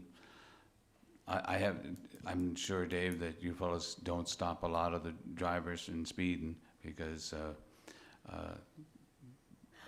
I've noticed it, but the loads, every now and then we get a load that needs to be covered, and that was the only complaint that I got. Councillor McDougall, when you were not here, one of your residents, and it's Ruth Grady, spoke, and so she did say it's quite bad where she is. So I think that just the noise from the speeding, and you can speak to that, Ruth, if you'd like. I just knew you weren't here, Councillor, so I just wanted to let you know. And also, just one other thing, if I may. I'm sorry.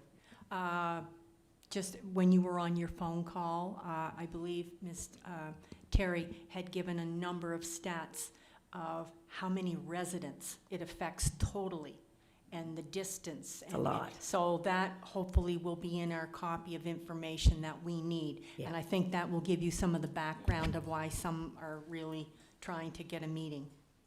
So I did forget to mention that as the night progresses, so you get into like 2 in the morning, 3 in the morning, those vehicles are going faster and faster. And I'm sure by the time, 2 to 4 or 5 in the morning, they're doing at least 70 or 80 kilometers up South Drive. Right. Just And say that makes it even more noisier than if they were doing 50 or 60. And it's not safe.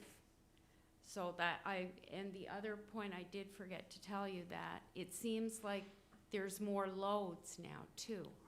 So the traffic at the port's increased. So just two things I have Right, forgotten I to think there are mention. larger ships coming in, so for sure it would be like, yeah, thank you, Ruth. Thank you for clarifying that.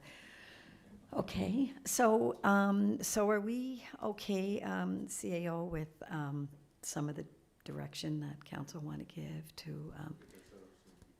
Thank you very much. And so we want you to know, all you residents out there, that you're being heard. Thank you for coming in. We're gonna get to the bottom of something here. Okay, so thank you. That should be an open public meeting too, eh? Yeah, I did. I put, so the contractors, the residents, police committee, and council, and of course, your worship. And for that meeting, that CAO was aware of that, I think, yeah. Okay, so if that's everything on that topic, we will move into item number 2. It's Beaton Avenue and Robinson intersection. And I guess I'll just wait for a moment. Since we're just waiting, can I just throw in that if possible, maybe to have that meeting either in the evening where people can attend that may work during the day, because the more that can get to that meeting, the better. Great. Just a suggestion. Okay, thank you, Councillor Jerome. So I'll move into the next item then. It's Beaton Avenue and Robinson Avenue or Street, Basil? You know those. Robinson Avenue, Yes. correct? And Beaton, yeah, okay. So intersection, and I believe, was that Councillor Campbell that put that on, or was that your worship? I did get a call or a number of letters, and I think they were copied around or the name. I haven't got the letter with me here. Pardon? Talon, yeah. And about the noise and the traffic and the dust and the inconvenience. I know with the work at Pope and Central, it's right down to Granville Street. In between the work has to be done, and that has created a problem there. So that was copied as well to our senior management, and I think I might have copied the police chief a copy of that, or maybe it was I did, yeah, and maybe our engineer from Tech Services. So that's another situation. It's going to take a while to get Pope and Central finished, and to deal with it, and the additional traffic that it's creating, and the dust, and it's flowing right over onto Arcona Street, and a lot of people are concerned about that. So, anybody got any thoughts? And I know Councillor Campbell, Well, that's your ward, or I have something on that, because this has been a problem long before the intersection was, or the roundabout was going there, Robinson, right? With people sort of heading into that street to get away from the traffic, and is that? I'm not sure if Mr. Talon is with us tonight or not. Oh, he is with us. Oh, okay, yes. wonderful, okay. Yeah, I got a number of emails from him, so he may want to speak on it. Yes. One of my neighbors came with me as well. Do you want to go first? Wonderful, okay, so, because I think this has been an ongoing problem, am I correct? Yeah, so, thank you. And so, if you don't mind just stating your name and your address, please, after, I know you have to do a wipe down there, huh? Get it out.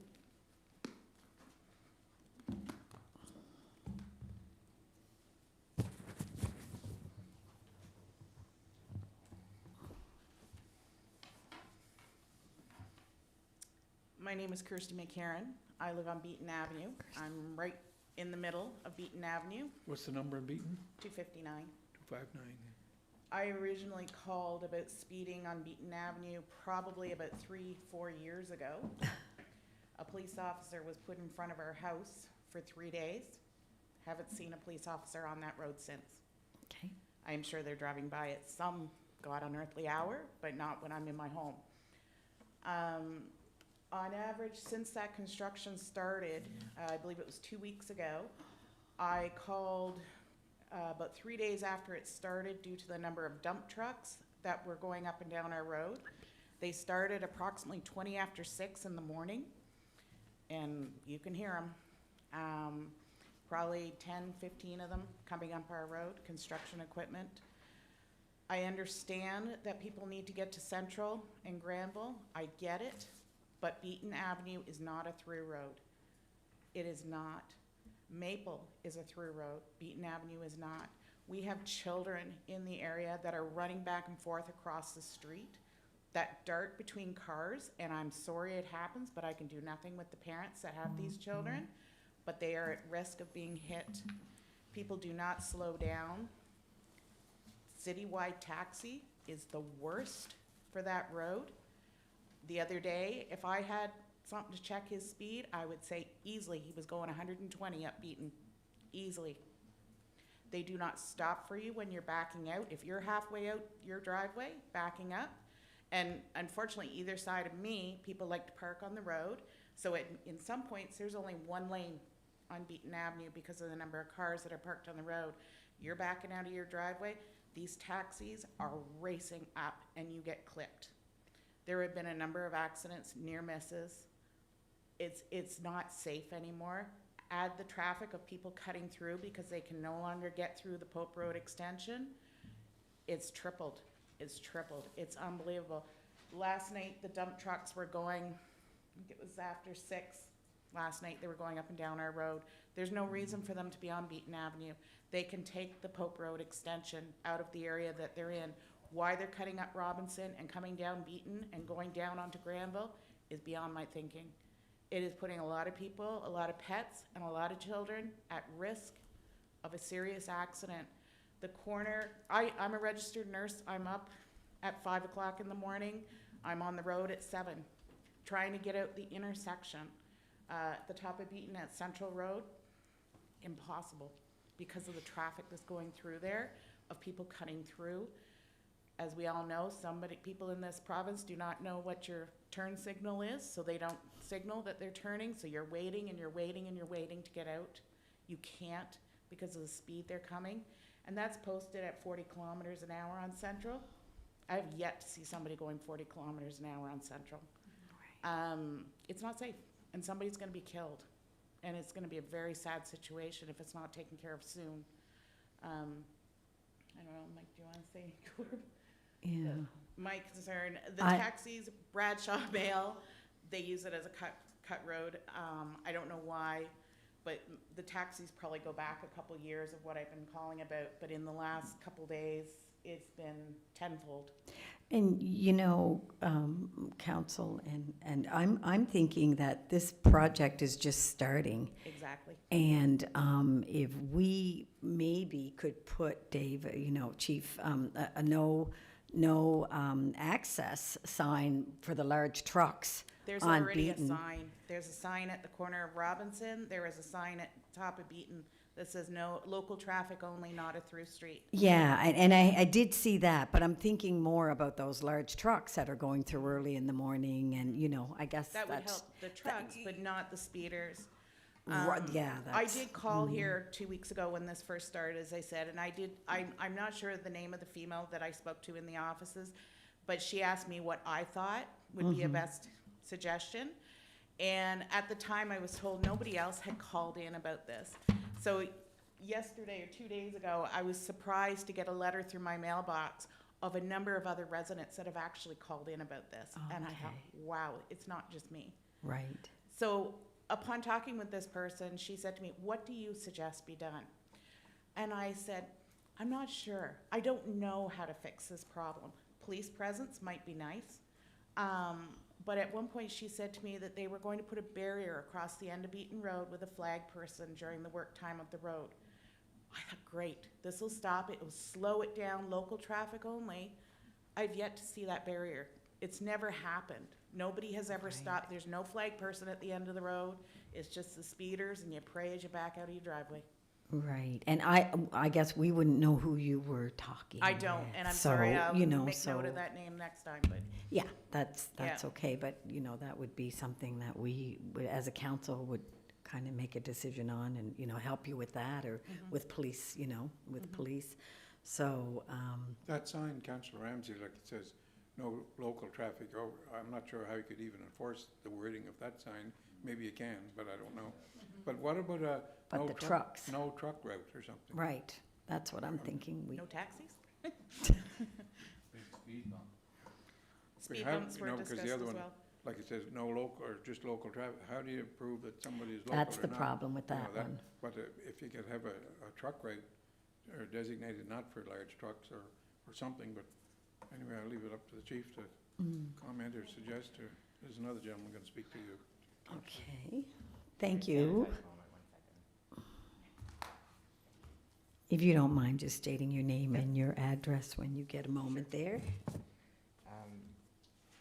So my name is Michael Talon. I live at 295 Beaton. I am a newer resident to Summerside, so this is all new for me with all of you all. But we've had a lot of issues, and it's been an ongoing issue.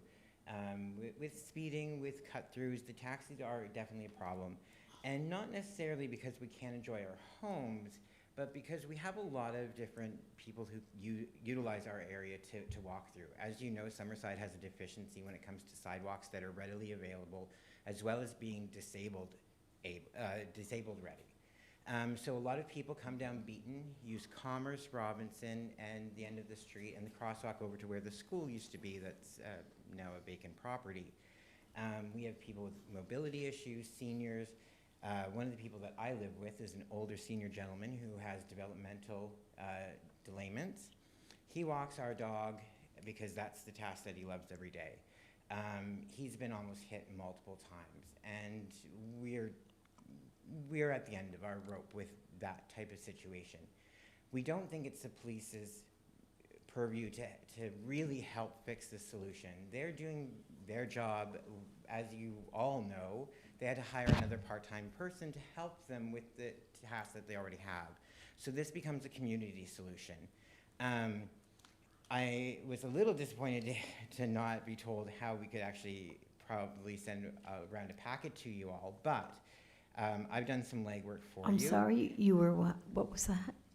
Oh, it's fine. I'll just keep going. But I brought information for you all that I sent in the email, but it actually tracks all the issues, who we've Yes, contacted, and everything we else. saw that.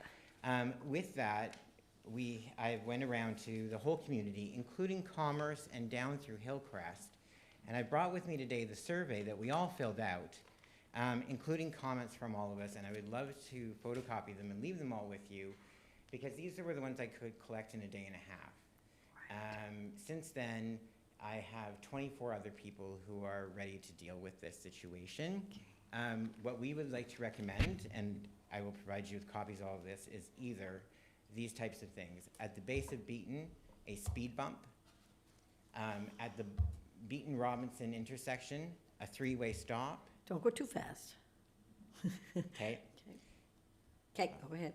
And along Commerce, where the current construction meets up with that Dollarama area, what would be lovely is the speed bump there on the Commerce side, and then at the top of Commerce. What that will provide the rest of us is the knowledge that things will slow down, allow the police not have to come and try and monitor an area that's already very densely populated and packed and smaller streets. And lastly, we won't actually limit any of the mobility of disabled and senior citizens who, as you well know, make up a good portion of the area where I am. Thank you. Thank you very much. Okay, so I'm going to open the floor now to councillors, and Councillor Duran. Thank you, Councillor Ramsey. Two things. The first speaker, sorry, I forget your name. Kirsty, yes.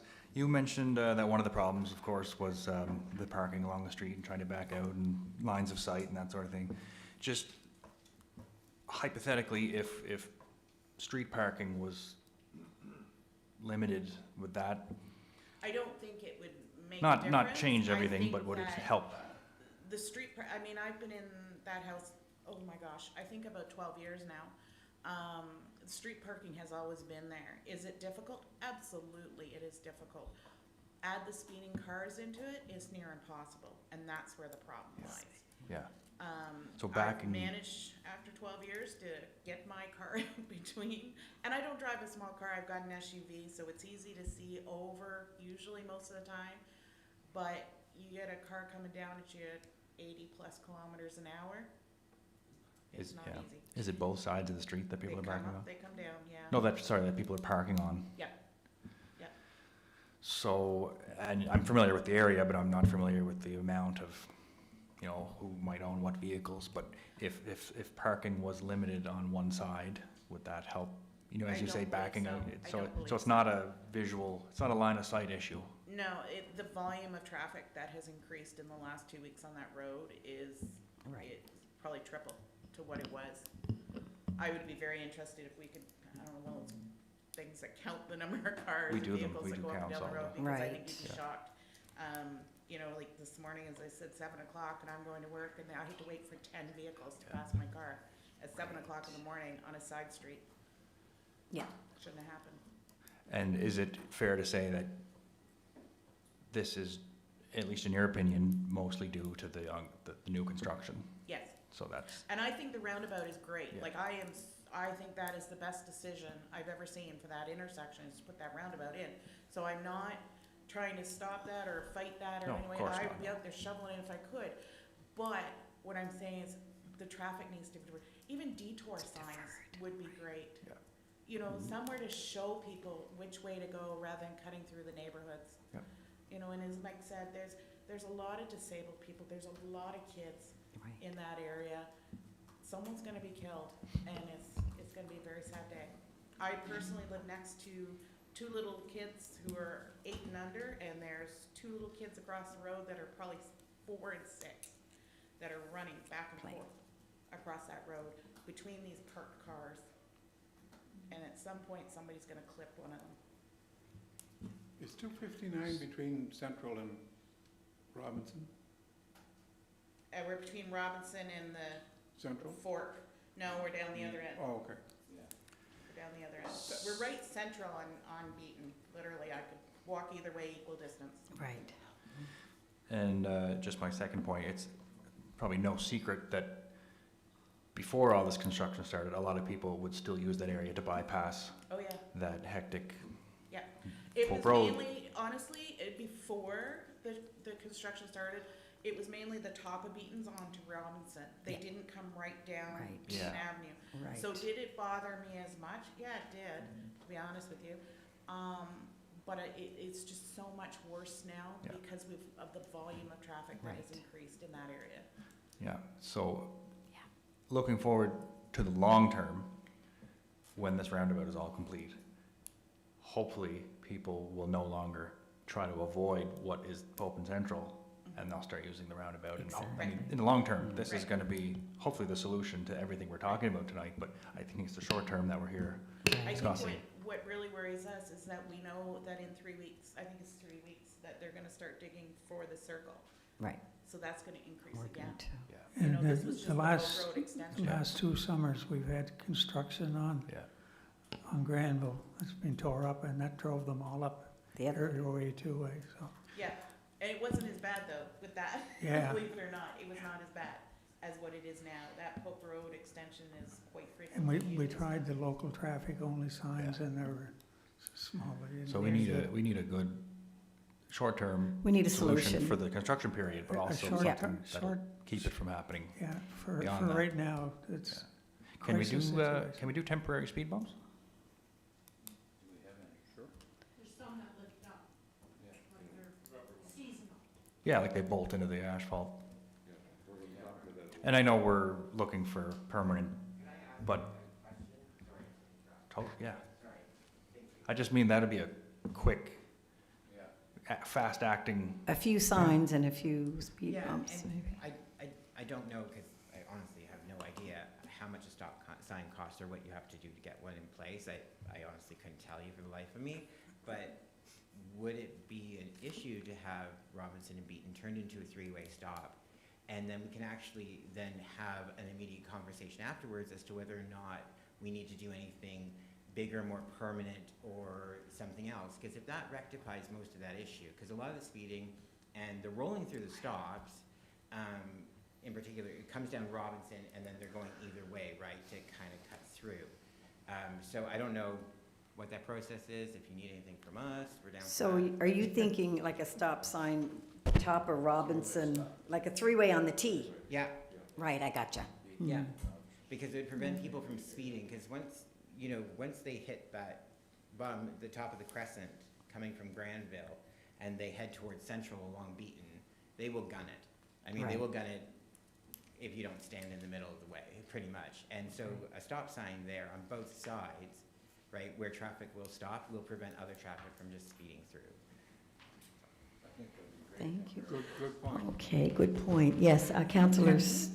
I think Councillor- also that the same problem is, if we address it, is the same, the one that we have on Arcona. I think Mr. Kinch has talked to Councillor McFeely and myself, if we could just move that portable speed bump up to that section, just for the construction season, for the next month or two until it's done. And eases pressure off of that too, because they're turning down off of Central also and going down into Hillcrest there, and there's a lot of kids playing and things like that. Yeah, okay, thank you, Councillor Campbell. Councillor Snow?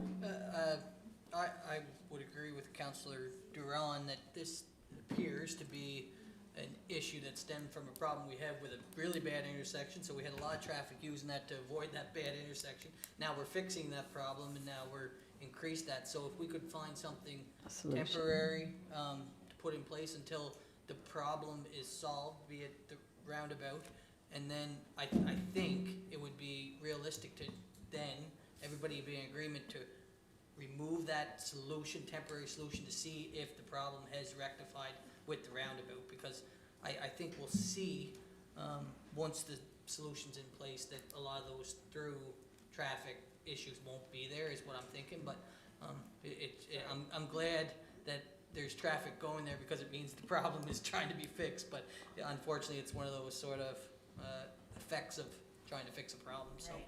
And absolutely, and I agree with you, I think that's an excellent idea. My concern is that the issue with the taxis and the Bradshaw Mail has been ongoing for a number of years. And I have told the city a number of times in regards to that.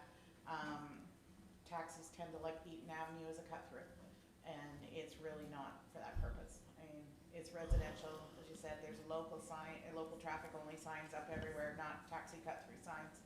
And I think we need to put a slow down on them too, because they're in it for the money, right? And the quicker they are, the more money they make, so, Right. we gotta slow them down as well. Okay, so we're looking at a taxi issue, and we're looking at large trucks being an issue. That's an example. Right, we're looking at stop signs, maybe to kind of slow people down. We're looking at speed bumps. So we have a whole lot of things that we're able to kind of look at. And Aaron, our man over there with his head down, right, taking notes, he's the guy that can go out and do the study and or whatever, I believe. Rob? Thank you, Madam Chair. I think I'll that- put you all to work right now. I think that there's, I think Mr. Talon has itemized the issues here quite well. Thank you for that. Mhm. And thank you as well for your feedback, ma'am. I'd like to be able to get together with the police chief and Director Aaron as soon as possible, Yes. just to talk about what we Right. can do in the short term. Exactly. I think Councillor Campbell mentioned one potential, I guess, short-term solution, but we can talk about that as part of another agenda item I know that's coming up here as well. Yes, yeah. So, yeah, okay. Well, so, Chief Dave? Yeah, I just want to assure the residents, you will see an increased police presence in the area. I will be speaking to the taxi stands and the Bradshaw mail truck as well about the complaint, without leaving names, obviously. No, that would be great, that'd be great. We I was start. even, I don't know, the speeding signs, I'm not sure how they work, the little flashy speeding signs. Do you, like, do they work in the sense that you have notification that they're going off, or it's just for people self-aware that they're speeding, because really, I think self-awareness. Self-awareness. Yeah, it's just for awareness, nothing, there's no bells that ring or anything. Yeah, okay. Well, you're welcome to use my driveway to park in any time to check for speeders, so I will volunteer that. Okay. It's all- We certainly don't like to use people's driveways for fear of repercussion maybe sometimes, you know. Yeah, my permission. And I think the, Councillor Durand. No, that's fine. If you stand in your driveway with a hairdryer and it'll look like it rained or What was I gonna say? If I could make two suggestions, one addressing, I know you had mentioned the three-way stop. A traffic count, obviously, at this point would be a little inaccurate due to the increased traffic that it would otherwise not be there. But can I suggest that we do that traffic count as soon as the roundabout is open? And it may warrant a three-way stop at that intersection permanently. Oh, Sorry, yeah, so there was one done, Councillor Campbell had one done, and then I believe one a few years ago as well was Yeah. also done. But if we do one after so the we- roundabout's open, it'll give us a real nice Yeah, accurate. it'd also be good to do one now if we're going to actually look at some of the solutions, if we can just even have a count done, like, especially if you could do like a Monday morning and a Friday afternoon, I think that would give you two different, even 45-minute period would do a lot of good. Yeah, so that would be amazing, and if you keep us up to date, we're more than happy to be on board, and I would love to leave, I don't know who to leave them with, the surveys, because the whole community is basically voting on what we think will be helpful. so, yeah, Okay. CAO Yeah, Rob. great, I will Yes. drop them for you. Thank you. So if that, Just one Yeah, oh, final yes, Your question, Worship, just to yeah. follow up with what Councillor Durand said, and maybe Aaron has an estimate, but what's the construction estimated time they'll be finished with the roundabout? I think we get. It was 21 weeks, I think, and it just started Yeah, I 3 or don't 4 have weeks it ago. in front of me, I just know that the contractor was intending to try to do legs of an intersection and get it finished so that they would not have it tore up in all legs at once. So right now, they're kind of focusing on, we call it the Pope extension from Granville to Central. They're working on that to try and finish all the components of that and bring it up, and so that we can have a section finished, so that we're not having people cutting, and get that section back open, and then have, to eliminate more of the cut-throughs all over town, and then having all the legs. We are having challenges getting, the contractor is having challenges getting supplies and materials of every component.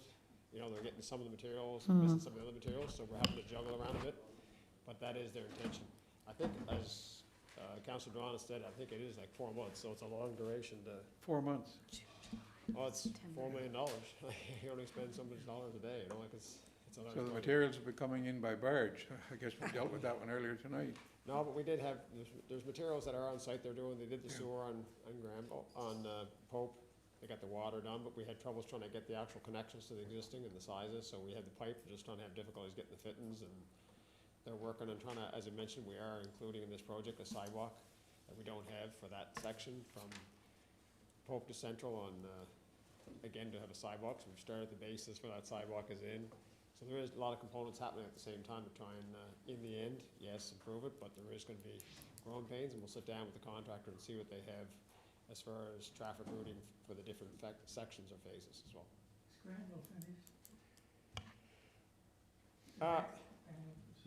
They've got holes in Granville because that's where they connected onto the water. They are gonna go back and try and pave that, up to the existing asphalt level, but they've got to cross it with the water, and now they're. Work is done. That component, yes, and they were adjusting some pedestrian ramps that were there, so that when the sidewalk is there, people can actually get across and get up on a low piece of sidewalk, so they were fixing the sidewalk on both sides, so more or less Granville's done, yes, but there will still be, a water section of water that you have to flush in for it, so there is still gonna be a section there that has to be done until all the water main gets in and tested and passed, to allow the water to escape in spots to get the chlorination and start testing. There will be, even though we're done, there will be some. So if we just ask residents for the consideration that this work that has to be done, and it's gonna take 2 or 3 more months anyway. And you're right in that there was delays there on Granville itself, where they were trying to get the water across and down one lane. So the majority of the work on Granville itself, so people that were going north and south on Granville should be free moving now. It's getting across to the other streets, yeah, so hopefully they'll be. All right. Thank you very much, Aaron. If that's everything, thank you folks for coming in, and we will leave this into the wise hands of our CAO and our chief of police and our tech services, and they'll come up with some solutions for us. Thank you.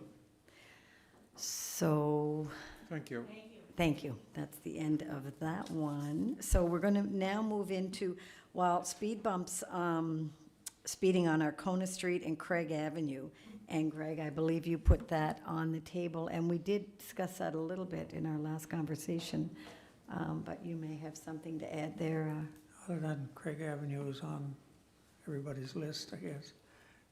It's been traffic counted, and everybody realizes the speeding problems down there. It's just a matter, when Aaron and them get time, they come up with some kind of a solution to, because that subdivision right at the end of it, or that new development is gonna open up with over 100 units, so it's to get out ahead of it, so we don't have something like happened here this evening. We kinda gauge the traffic and slow them down, or one-way it, or whatever the engineers think would be suitable. That's it. And the Arcona one, I would assume that, I'll look after that. I think it's, the resident is from Brian's ward. Yeah, Okay. I think, yeah, I'm not sure that we need to deal with this at committee level, but, you know, if it's a matter of a speed bump or controlling the speeding on the upper end of Arcona Street, you know, I don't know how many of those temporary speed bumps, the rubber speed bumps we have in our system. How much those things cost? 2,000. So there's 2,000 a crack. Director Greg may have ordered more, I don't know, but he only had 2 left in stock. And then the installation of them takes, yeah, some time, but by moving the one from the southern end of Arcona Street and moving it up on a temporary basis, I think it's really corrected the problem on the lower end. So I don't want to, you know, sort of solve one problem by creating another again. But if it's, you know, if it's a temporary situation, to kind of get through this construction season with the stuff that's happening there. And get a couple ordered, because you know, I was inundated with complaints on the lower end of Arcona Street, and Deputy Mayor was as well. I haven't had one complaint since that speed bump went in. Get someone up in Arcona now. Yeah, so, yeah, I'm just a little bit concerned that we move that one up, create the problem down below again. Yeah, that's it. So maybe a permanent one there might be the solution. Yeah, and those create a little bit of problem with snow removal in the winter and stuff like that, the permanent ones, but anyways. I think we can find a way to get around it with staff, Greg, Councillor Campbell, and working with it. I don't think it needs to be something that we need to deal with it at the council level. No. Yeah, so I mean, you know, Deputy Mayor, I don't think I have a problem. I mean, it's part, we kind of split the ward there at the lower end, so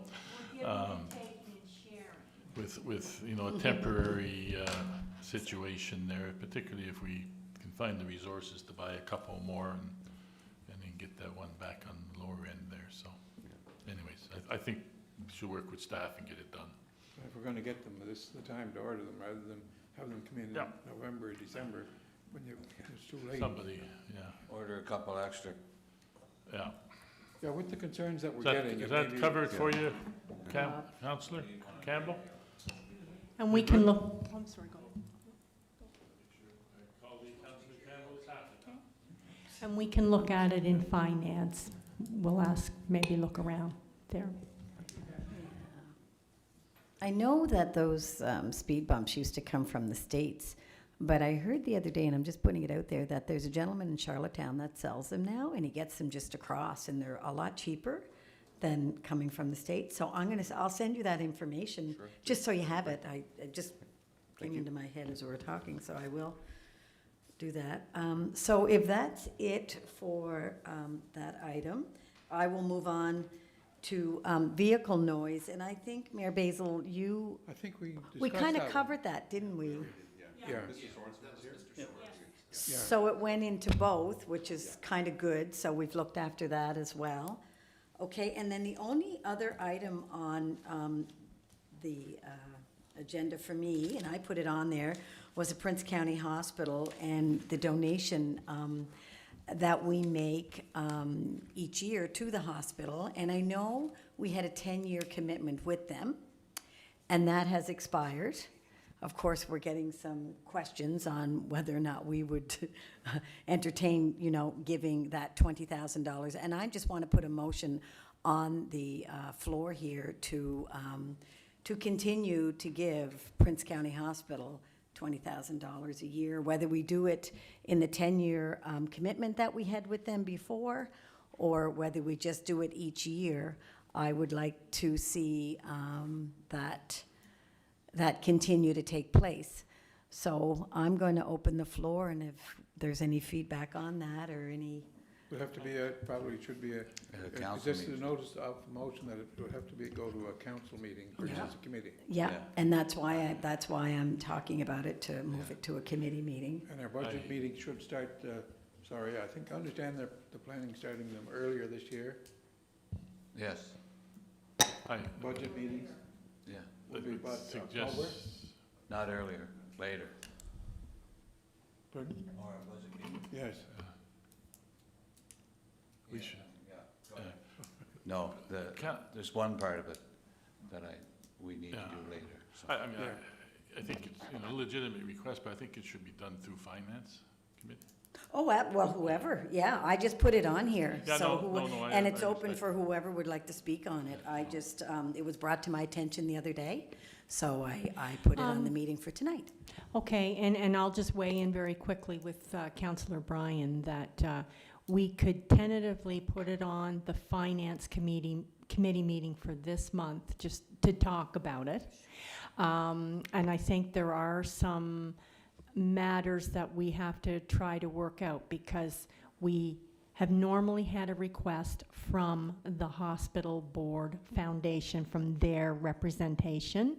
And sometimes we might get in a situation where there's several asks for the same amount of money, which the city, so we can discuss it at the committee meeting, try to get that worked out, and then come back with an answer, and maybe suggest a letter or something comes with a formal ask. So there was that, by the way, Councillor Yeah. McColman, the formal letter came.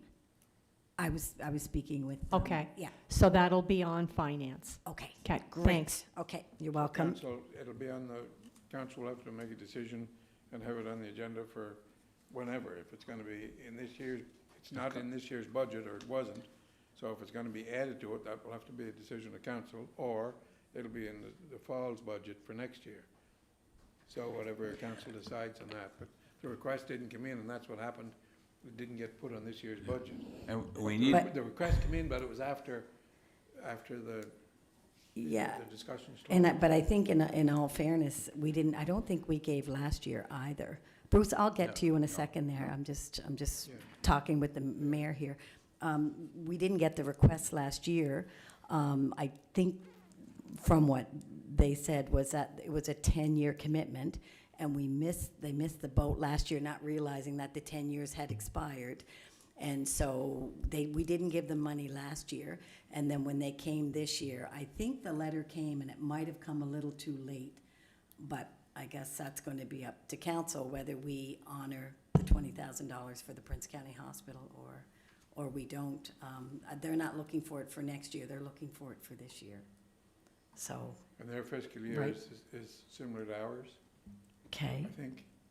So we might be able to make it work. I don't know, but I'm just putting it out there that Well, like Councillor that was a McCready, request and I guess that whatever finance will bring forth the Yes. recommendation, the council will vote on it. absolutely, yeah. Okay, sounds good. And Councillor McDougall. yeah, I agree it should go through the Finance Department, but we need to clarify whether we got that letter prior to our budget or not, because we had stated to them that we didn't receive it, and they very much informed us that they sent it before the budget. That was. No, they didn't say before the budget, Councilor McDougall, but they did say they did send it. No, they said, I had asked, you were there. Yeah, I was sitting with Yeah, you there with Heather. And I yeah. said, we didn't receive it before the budget deliberations, and he said we did. There was an in-between time there between the budget Yeah, I finished think- and then when we voted on it. Yeah, There I was- think they're just confused, so I think, She's, Kristen could- Director Kristen is checking. yes, I was gonna And say. every letter or request that we do receive that comes in during the budget process we ask for it prior to the budget process starting, because once we get into deliberations, we cannot show favoritism one way or the other. So that's what Right. she's checking for right now. Okay. All right, so, do you want me to wait until she checks, or do you just, we'll just move on? Yep, okay, so we'll move that on to the next committee meeting. And finance, you'll then look after that. I just brought it forward because I was asked to do so. So anyway, that pretty much finishes police services. Thank you, Chief Poirier, for coming in. Appreciate it. And I'll adjourn this meeting. Thanks, Chief. So you have fire as well, or is that all you have? That's all I have, yeah. Okay, we'll continue on. I'll get my agenda out here. I believe we are going to HR. Councillor Yep. Adams, Thank you, Your HR, Worship. Legal Affairs, and Culture Summerside. Okay, we'll call the meeting to order, and Councillor McDougall, second that. So for HR, Legal Affairs, and Culture Summerside, we have to discuss meetings during summer months. I'm not sure, Brian, did you put that on, or was that directed by somebody in particular? Yeah, I know what. Sorry, it's One usually a of- decision every June, I guess. For a number of years, the council decided July meeting, the monthly meeting, would not be held. Last year it was, because with all of the construction, and there's so many things ongoing. So it'll be up to council if they decide not to, because a lot of staff members are on holidays in July. And if they decide not to have the meeting, the monthly meeting, in order to process business, to make sure business is not held up in any way, they can process a motion or business at noon time, a special meeting, but it'll be up to council whatever they decide on. Because I know that other years you have to bring staff in off their holidays, but whatever is the most convenient for all. I know that our first summer on council, I believe it was, we just did it as they came along, things as they came along. And personally, I thought it was harder on staff because we were meeting continuously rather than having deadlines for people to meet and submissions and so on for the public to know, like, this is the date you have to have it in by. It seemed like it was sort of more of a free-for-all and then it was harder on staff for deadlines and so on. But Councillor Ramsey? Didn't know that was on. I just wanted to say this, with COVID, we really haven't had a break. Like sometimes in the winter, folks can get away for a few days or a week but you know, we've been going full out for 2 years. This started last January, like the end of January last year. People didn't get away last year. People didn't get away this year. We didn't get away last summer. I just think it would be nice to have just a bit of a break of some sort. I'm not sure what that looks like, but I know it would be nice to have a little bit of a break. Councillor Snow? I guess I sort of share the view that you have, Councillor Adams. I felt when being new to council that first year, sort of the way that it was always done, that you took the summer months meetings off. Just 1 month. Well, whatever, 1 month, but it felt like, it did feel like we were here more than any other month. I don't like the thought or the impression or the you know, taking it off. I don't like the way that sounds, because it's not realistic, because we still have a lot of business that has to be done. So I think it sends the wrong message to constituents, or wrong message just to anybody.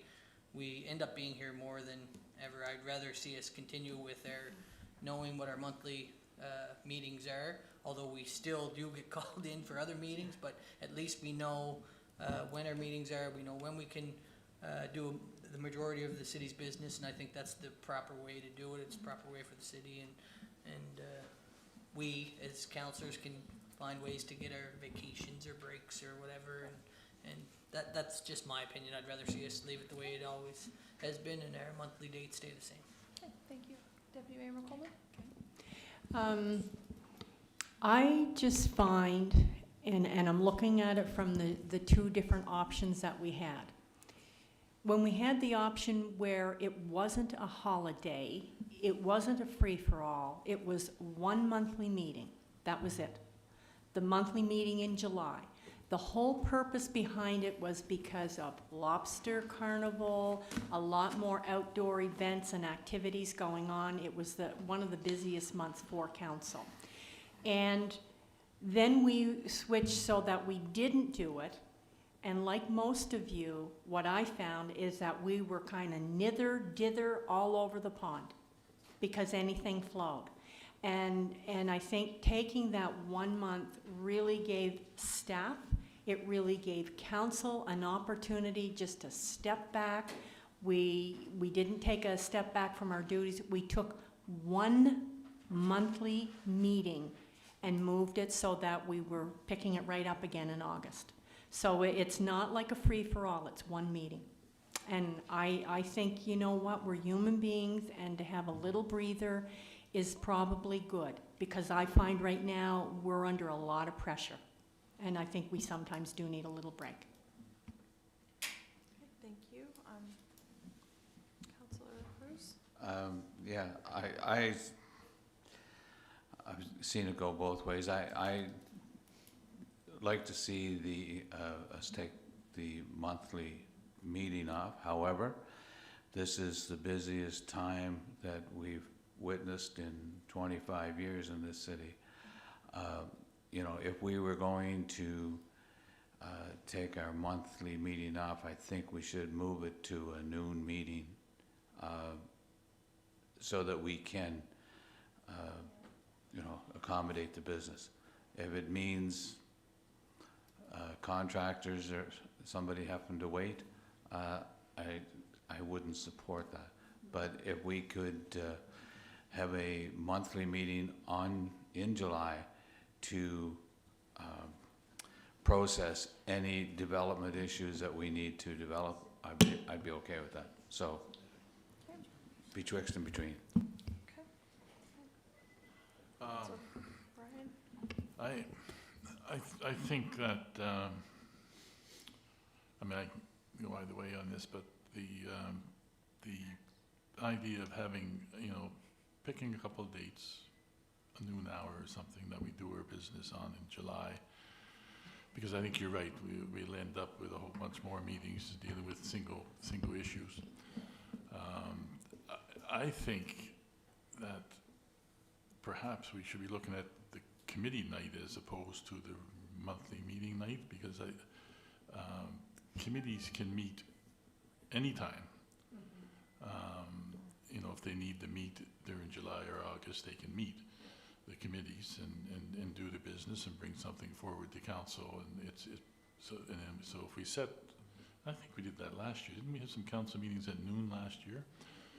And that we could be sure that the business of the city is there's the development things, like we know there's a couple of things in the hopper around, you know, around planning board coming forward. And, so if we had some dates established for a noon hour for a council meeting to make sure the business of the city can continue. If committees need to meet, they can meet as they need to bring business forward to those council meetings, and that doesn't necessarily need to include all the council in those meetings. And then we sort of reconvene with the August meeting again and move forward. So that's kind of a compromise between not meeting at all and finding, you know, the time that, yeah. Councillor Justin? Thank you. I would be in favor of doing whatever option allows the staff a bit of a break. I don't mind coming in 1, 2, 3 nights, whatever, but I think, I can only speak for myself, but I think if anybody deserves a break, I think it's staff. So I'd be willing to do whatever, juggle my life around, I guess, to accommodate staff. They run off their butts quite a bit all year long, and if we can give them a break in July to attend as few meetings as possible from them, if we can call on them, not as much as we usually would, that's the option that I would select, whatever that looks like, I don't know. Thank you. Deputy Mayor McCollum? And I apologize, I forgot one thing. When we did some of the meetings in the summer, I believe we, with the agenda, we really managed the agenda like for really pertinent items that could wait, you know, and just deal with the really unnecessary ones. Thank you. Councillor Gregg? I would maybe get our CAO to ask the directors what's preferable to them or what's better for them, because it is a heck of a busy time for our directors, and we'll make it as easy as we can for them. Okay, thank you. Your worship? Yeah, well, good discussion, but I'm not sure if we made a decision on this. You know, Well, I was just wondering, like, listening to everybody, what if we do the committee meetings, which are the first Tuesday at noon hours, and then do our monthly meetings, which are third Mondays in the evening? So we split the difference. Yeah, last year, the July and August monthly meetings were held on noon, the third Monday, the same day. But I think there might have been a time restraint, you know, like 90-minute meeting or something like that. And then the committee meetings would have been held at 4 o'clock on the first Tuesday. And just to sort of throw this in as well, special council, things are so busy, there's probably on average at least 2 special council meetings a month. And we normally book them at 6:30, so I'm not sure if that's something that you want to give consideration to, so. but tonight we got a special, prior to this committee meeting, this is a special council meeting. So if there's gonna be one in July or August, it could be a special council meeting to process business too. Anyway, we're gonna have to make a decision. CAO, Rob, when do you meet with your directors again, as a whole? Okay, so if you met with them next week, then you can report back to us at the monthly meeting, and then we'll make a decision. We'll bring this back to the monthly meeting, and we'll decide at our monthly June meeting in meeting. June. Yeah. Easy peasy?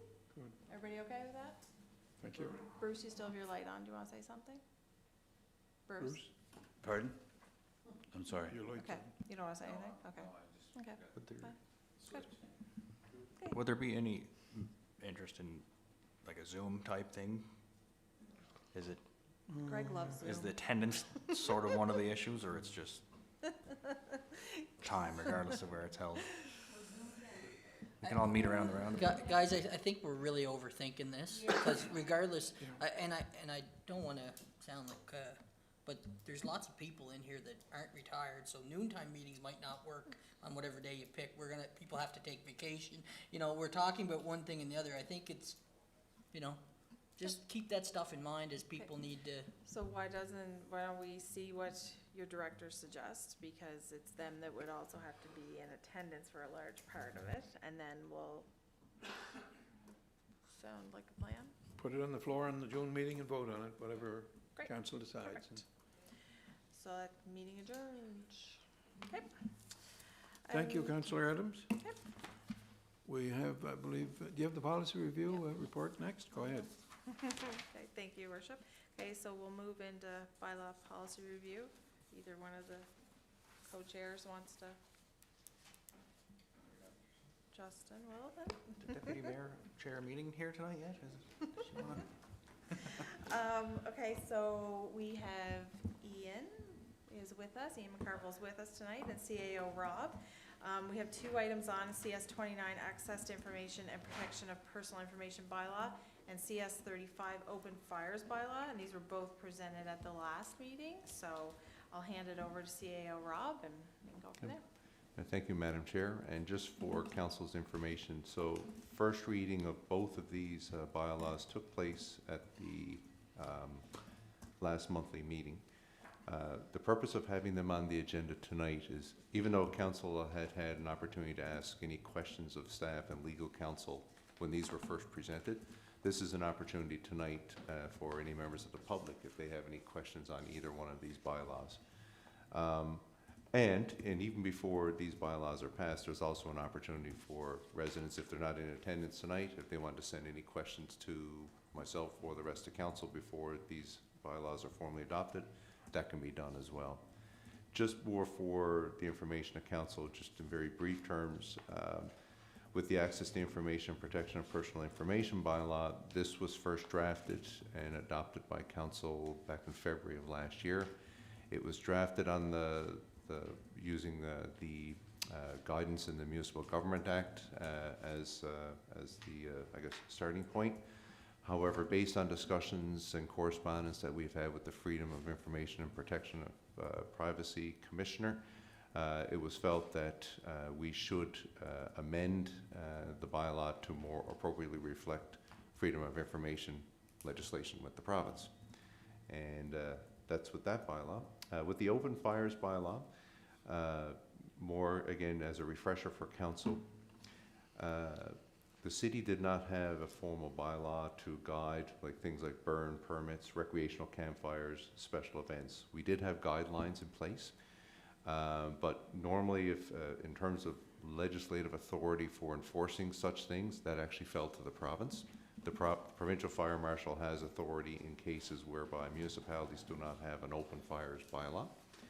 So this is really just an attempt to formalize our practices and to give the city the authority to be able to enforce such matters. So that's it. And really tonight is just the opportunity for any members of the public, if they have any questions on either one of the bylaws, they're more than welcome to ask.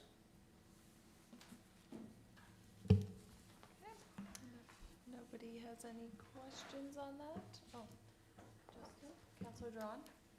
I have no questions. Okay. Nothing to add. Your Worship, did you have any? No, I was laid down there. Oh, it's been said. Sorry. Your Worship, did you have anything? No, I was wondering if maybe the lawyer would have some comments, or maybe not, I don't know. Yes, Your Worship, thank you. Just in terms of the access to information bylaw, I would like to highlight the three kind of major changes since the existing version and then the new version that's before you. As the CAO mentioned, primarily the new bylaw references the Freedom of Information Act. It's provincial legislation as opposed to the Municipal Government Act, so that's one major change. What sections are you referring to when you mention this? So even just more generally, so under the Municipal Government Act, there are a set of regulations called the Access to Information Regulations, and they spell out the content of what a municipal bylaw is supposed to look like.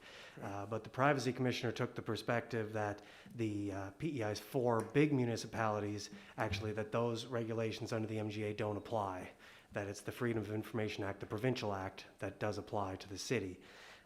And so this new bylaw reflects that. So that's one major change. As a result of that, the fee structure for how the city is able to recoup fees from people who apply for access to records has changed as well. So again, Up or down? pretty much down in a downward direction, unfortunately. And it is my understanding that Why unfortunately? well, there's a lot of costs associated with the retrieving, locating, producing, and examining for the records for disclosure. And so there's a lot of costs associated with, from the IT department to directors of various departments, potentially reviewed by external legal counsel, things of that nature. And the Freedom of Information Act provides very limited cost recovery. So I'm missing something here on the strategy here. The costs are gonna be reduced for whom? The cost for an applicant, for an individual who wants access to a record, the cost is actually going to be very likely going down. When you say very likely, how do we know for sure, and what percentage? Yeah, so each case is going to be a little bit different, but whereas... Are those our regulations or the provincial government regulations? The fees right now in this new bylaw that's before you are exactly in accordance with the provincial regulations. And the last thing that's changed from the existing bylaw to the one that's before you is the complaint process. Basically, if an individual took the perspective that the city should have released a record but didn't, under the existing bylaw, that complaint would come before council, and now that complaint comes before the privacy commissioner. That's fundamentally the other major change. Thank you. Does anybody have any more questions for Ian or CAO Rob? Okay. If not, do we have to do anything else on this? I just had a question around the open fires. Now, I realize the burn permits is new, whatever, but the guidelines for recreational campfires, has that been changed any from our previous? My understanding is that it hasn't. Okay. Yeah. Unfortunately, the fire chief is not here. He was to be here, but unfortunately he got called out to another matter earlier, so he'd be able to address any more questions specifically. Okay, I just like to make sure that if there's any changes that we are notified of it, because I'll be tested. Yeah, there wasn't any change on that one, no. Chief Ron, the last time, or the very first time we went through this, he had mentioned that mainly it's just the open fires that normally would be processed through the province that we didn't have. Yeah. And just formalizing some of the other things that we already do now. Yep. Okay, So, sorry, just in terms of process, Madam Chair, so what would happen, assuming that there's no other questions from members of council or the general public, then both of these bylaws would go to a second reading at the June monthly meeting and then be adopted. Okay. Okay. Thank you. Thank you, Ian. Thank you, Rob. Okay, just before I adjourn, there was one thing, so it's sort of under bylaw. I had a call from a resident about leashes in our parks, and I just wanted to bring it up. It was as a follow-up with CIO Rob. It was put on our social media, but it was a friendly reminder. There is a leash law in the city of Summerside, and we would like to remind all residents that pets must remain on a leash when using Boardwalk, Rotary Park, and all other city parks. This was the second time that this woman and her dog were run at by dogs not on leashes, but they were being walked by their owners. So anyways, just a reminder for everybody. Okay. And I think to that point too, Madam Chair, there is some signage in the areas, Yep. but we are going to do some social media follow-up, I guess. Perfect. if you will. Thanks, CEO. Okay, that's it.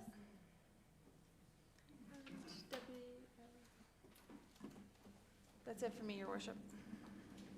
That's everything under culture, and things are falling into place for the Lobster Carnival as best we can. There was a discussion on that last week, I guess. Tickets are on sale, so. Okay, we'll continue on.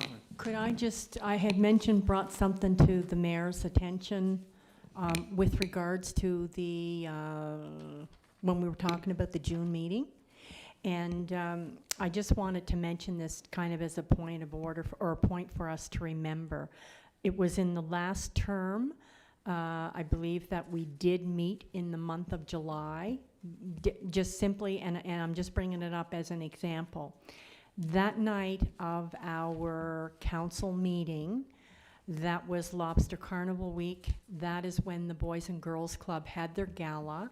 That is when our ship, the HMCS Summerside, was in dock. All of the captain and the officers were there. They attended the dinner, and all of the counselors were here in a meeting, and the only one that attended that dinner was former Mayor Bill that attended that dinner. But that was something that it really was noticed, that council was not at that dinner, and we had business as usual. So I'm just bringing that up because I just remembered that, and I pointed it out to Mayor Basil. Okay, thanks. Thank you, Councillor. Yeah, in July, a lot of things are held, and so many things. But anyway, that's the decision's coming up in the monthly meeting. Thanks for bringing that up. We'll continue on. I believe you have the floor, Deputy Mayor, for the Finance Committee? Nope. Don't think so. Oh.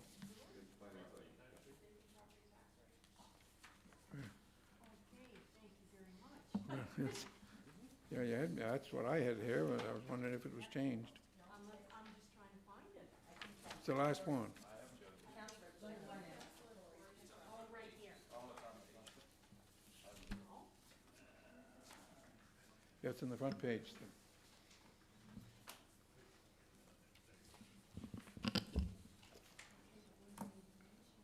It's Corey, you just put it My, on. I'm in a dither here. Okay, so the vacant property tax rate, and I will turn it over to you, Councillor Corey, since you have put it in. Thanks. Thank you, Deputy Mayor. So this is a great follow-up to some discussions we had earlier on a couple properties, and then some vacant properties we have around our city. One mentioned tonight, the former Mother Antiques. As I said, leading into tonight's meeting, and I've had some discussions with people in the past who said we really need to consider looking at how we tax our properties if we want to address some of the dangerous unsightly properties, especially ones that sit vacant and go undeveloped for a long period of time. It's my understanding a lot of the time those properties tend to decrease in value, so then we in turn lose a tax revenue on those properties. Also, those properties tend to cause councilors, residents, the city headaches. Lots of time spent in trying to enforce. We have one here tonight where we're talking and we're trying to get people to reach out to the homeowners. We're writing letters and we're sending people out to fix the problem. I put this on the agenda tonight hoping that we can give some direction to staff to look at options. In doing so, today I went around and I started looking at other municipalities, what they're doing with their vacant properties, their dangerous unsightly bylaws, that sort of stuff. And in doing so, I was not surprised because I know past councils have worked and talked, but a former councillor, and I'll give him some credit, Brent Gallant, had brought this up in 2017, had asked staff to come back with options for our dangerous and unsightly bylaws, how we can give it, and in the article, more teeth.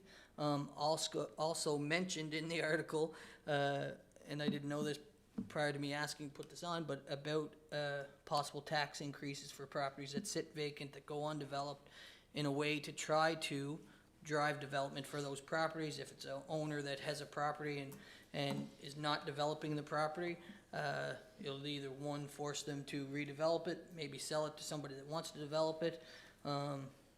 It provides us more teeth, and if nothing else, it provides a tax revenue coming in on properties that are paying in the city for our residents. So I would really appreciate, and I don't know what came out of the 2017 request from Councillor Glant back then. I would like to see that information shared with all of council and what was decided then or what came back then, but also look into what we can do, because as I stated earlier, it's only been a couple of years, but these things really bother me. The properties that just tend to go undeveloped and sit on, and there's no reason to develop them because their tax rate goes down. They're just not seeing, maybe the cost to develop them is more than they'd ever get at them. I don't know, but it can't be a burden to our residents, and it's well beyond time that we have teeth. I've heard it tonight a few times, like, how do we police it? What do we know if we're gonna, what success we're gonna get in court if something goes to court? But I think as a city, we're sending the wrong message where the message needs to be that we don't accept this in our city, and we want to see buildings developed, not sit vacant. It's just too dangerous. I'll go back to Mother's Antiques that we talked to tonight. Somebody goes in there this weekend, you know, squatting in there. We've seen it happen in other municipalities. People get in there, set a fire. It's very dangerous. And there's a number of those properties around here. We're starting to get some movement on some of them, or I'm told that we are, and I hope that's the case. But I think just because some are moving along, there's others that are sitting and not seeing some movement, and we really need to, if we're serious as a council that we want to address these, we really need to look at any options that we can to provide more teeth. So I would open it up for any not questions, because I don't have the answers, but I want to get the answers to solving the problem, because right now it's not being solved. There's a whole body of work that was done around that 2017, the bylaw review committee at that time, that was assigned to them, and CAO Bob at the time, and you may have been involved too, Rob. There was a whole study done of across the country of, you know, good practices and that type of thing, and there's a significant piece of work that was done around that, and for whatever reason, council didn't move forward with it at the time. But there's like, a lot of the stuff you're talking about is included in that piece of work. If we can resurface some of that stuff, because there's some good information there. I think probably get into the election cycle and, you know, people and other things, and but I think that's a really valid point, Councillor Snow, and I know there's a fair amount of work that was done around that time. You could see it not to increase vacant taxes and vacant properties before an election. You can see pretty well why it didn't go ahead. And my personal opinion is on it. I don't have a clue why that would not go ahead. Vacant properties in our city. That's not what he said. He just said because of I know but what you said, you can see why it didn't go ahead. I think what probably happened was they got caught up in election and then it sat dormant. But I don't think, if we're talking about properties that are vacant, sitting, and causing issues, I will vote to support a tax increase on those all day. That's not saying that we're not wanting business to thrive. We're not saying we're picking on anybody. Those properties, and we don't need to name them, the properties that we're referring to sit way too long. There's been many years of no development on them. I'm not talking about one that sits for 1-2 months as they're waiting for a tenant or while they're doing construction work. I'm talking about ones that sit boarded up, graffiti, fires, people breaking into. These are ones that, for whatever reason, we did a lot of work on it. I would like that information to come back on what was done, so we can make a decision and move it forward. And just to clarify, I wasn't suggesting that it didn't move forward. Right. People say we're not touching this because there's an election. Yeah, exactly. We were just into that work, and then the election happened, and people moved on and whatever. And I would suggest that would be a difficult one to win, to try to increase taxes. We could probably try to increase them, but if somebody appealed it, I would say it would be a difficult one to win. That's just my gut feeling, I guess. I'd be interested in having a look at all that information again, and then we can just take it from there, like instead of reinventing the wheel. The other side of the story, I got a property, or there is a property that was sold for $500,000 on my street, and the owners had 3 months to leave, and that was 6 months ago, and there's nobody there in the property at all. So it doesn't have to be direct or dialect buildings. Hey, it can be nice properties too. I think there's going to be more of that happening. People buying properties and sitting on them. Apparently, there's quite a few people from Ontario and stuff that are buying homes and nobody in them. They can't travel in here because of COVID.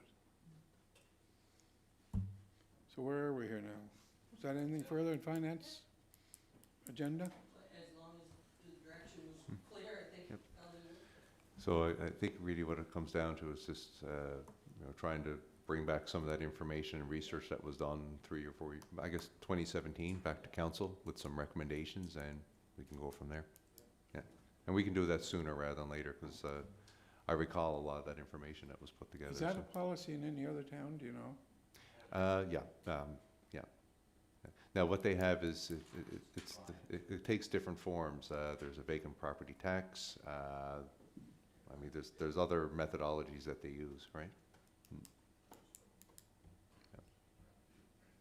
Yeah. So is that the last one we have in finance? Yep. So I Thank believe you. we're going into a special council meeting at this point, are we? Do you want to take a 5-minute adjournment, or we'll continue on here?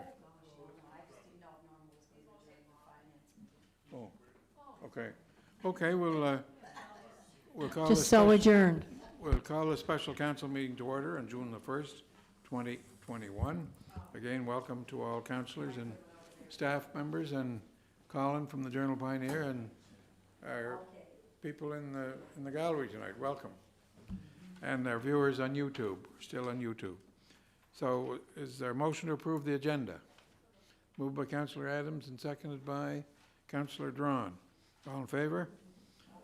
Okay, we'll continue on here. There's a resolution for Langille Court. And I'm not sure if that's Councillor McFeely's or... Okay, okay, sorry. No problem. And we have that tech services resolution that got moved from the Okay. committee meeting as well.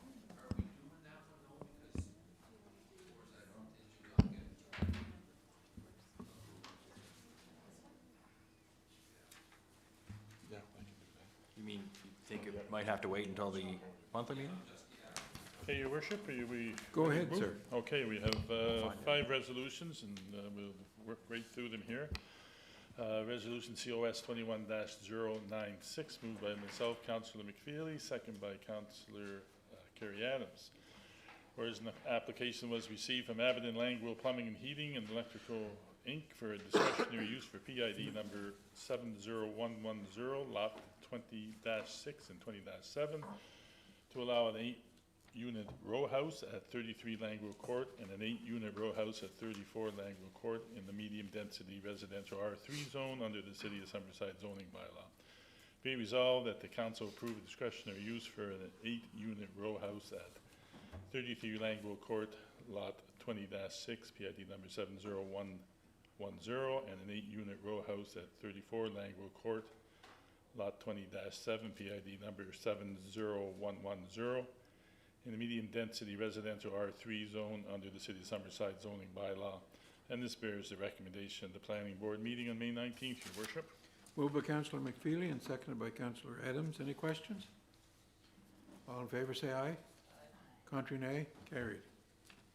And we'll move on, Your Worship, to resolution number COS 21-097, moved by myself, Councillor McFeely, seconded by Councillor Barb Ramsey.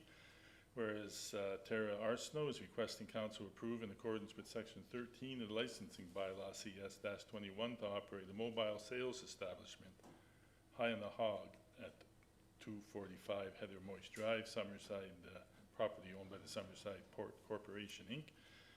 And whereas section 13 of the licensing bylaw provides that council shall allow or refuse an application based on the following considerations: safety, desirability, impact on established businesses in the city, public convenience, and such other considerations as it deemed appropriate. Be resolved, the council grant approval to Tara Arsenault to operate a mobile sales establishment high in the hog at 245 Heather Moist Drive, Summerside Port Corporation, Inc., property owner. The license is subject to paying a licensing fee of $500 for a non-local business as per licensing bylaw CS-21 regulations. Special events require written approval of the event organizer submitted to the city 3 days in advance. A food health permit is approved by the province. Litter disposal containers are provided on site. Hours of operation 11 a.m. to 9 p.m. Letters of permission from the property owners, and connection to any pipe hose, etc., to the city's system required by City Council. And this bears the recommendation of the Planning Board meeting on May 19th, Your Worship. Moved by Councillor McFeely and seconded by Councillor Ramsey. Any questions on the resolution? All in favor, say aye. Contrary, nay. Carried. And we will move on to resolution COS 21-098, moved by myself, Councillor McFeely, seconded by Councillor Kerry Adams. Whereas the zoning text amendment was initiated by the City of Summerside to amend section 19.5 of the high-density residential R4 zone and section 2 under the City of Summerside zoning bylaw. And whereas the zoning bylaw amendment 0135, a bylaw to amend the City of Summerside zoning bylaw, was read and declared as read the first time at the council meeting held on May 12th, 2021. Be it resolved that the zoning amendment 0135, a bylaw to amend the City of Summerside zoning bylaw, be hereby declared as read a second time. And this bears the recommendation of the planning board meeting held on May 19th, Your Worship, and attached. I will table, I don't think I need to read it into the record, the text of the amendment. So it's moved by Councillor McFeely and seconded by Councillor Adams. What property is that? It doesn't refer to it in the resolution? Oh, it's not a specific property, Your Worship. It's changing the zoning bylaw, the wording, the floor area ratio and the lot. That's right, too. All in favor, say aye. Contrary, nay. Carried. And COS 21-099, moved by myself, Councillor McFeely, seconded by Councillor Barb Ramsey, whereas the zoning text amendment was initiated by the City of Summerside to amend section 19.5 of the high-density residential R4 zone and section 2 under the City of Summerside zoning bylaw.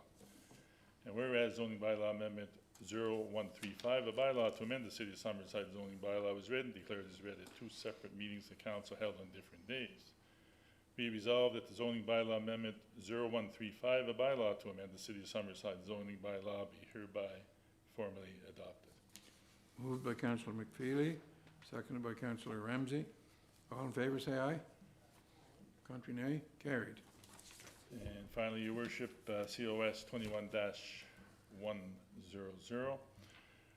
moved by myself, Councillor McFeely, seconded by Councillor Kerry Adams, whereas Bernie Kiggins and Corey Rogers are requesting council approval in accordance with section 13 of the licensing bylaw, CS-21, to operate a mobile sales establishment at 35 Water Street, property owned by the O'Leary Potato Packers Limited. And whereas section 13 of the licensing bylaw provides the council shall allow or refuse an application based on the following considerations: safety, desirability, impact on established businesses in the city, public convenience, and such other considerations as it deems appropriate. Be resolved that council grant approval to Bernie Kiggins and Corey Rogers to operate a mobile sales establishment at 35 Water Street, property owned by the O'Leary Potato Packers Limited. The license is subject to paying a licensing fee of $500 for a non-local business as per licensing bylaw CS-21 regulations. Special events require written approval of the event organizer submitted to the city 3 days in advance. A food health permit is approved by the province. Litter disposal containers are provided on site. Hours of operation are 11 a.m. to 8 p.m. Letters of permission from the property owner. Connection of any pipe, hose, etc. to the city system requires city approval. And this bears the recommendation of the Planning Board meeting of June 1st, 2021, Your Worship. Moved by Councillor McFeely and seconded by Councillor Adams. Any questions? Councillor Ramsey. Isn't that the one that we are having that's the one that's not signed, so. But the condition of. Okay, the condition was there, okay. There'll be a letter from the Great. property owner. Okay. Just, the gentleman is here, actually, that. Oh, okay. So we are. We were all wondering who you were. Good evening. My name is Bernie Kiggins. I'm here on behalf of myself and business partner for Blowing Smoke Barbecue. We're looking for permission to set up in the city of Summerside this summer. We have everything with the possible exception of the letter of permission.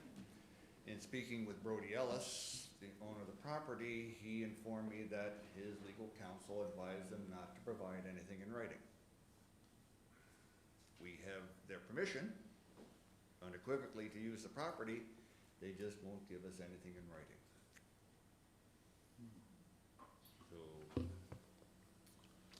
challenge from our perspective is that our bylaw requires that there be written permission Understood. from the property owner, and, you know,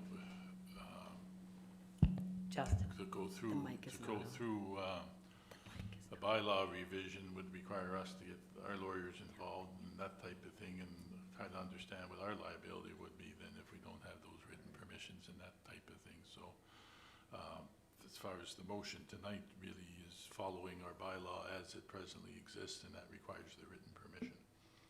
Okay, so there's no way around that, short of Not in, amending the bylaw. certainly not in the short term. So, at this point in time, anyway, I think that was probably why it was put in our bylaw. yeah. Whenever it was in, our lawyer was recommending that it should be in writing. Yeah. But have you, I guess the question I would have is, maybe Councillor Snow, you were gonna ask the same question, I'm kind of Go hogging ahead. the mic here, but, have you given any consideration to the location down on, down at the We have that the Port considered it, Authority but- is looking at?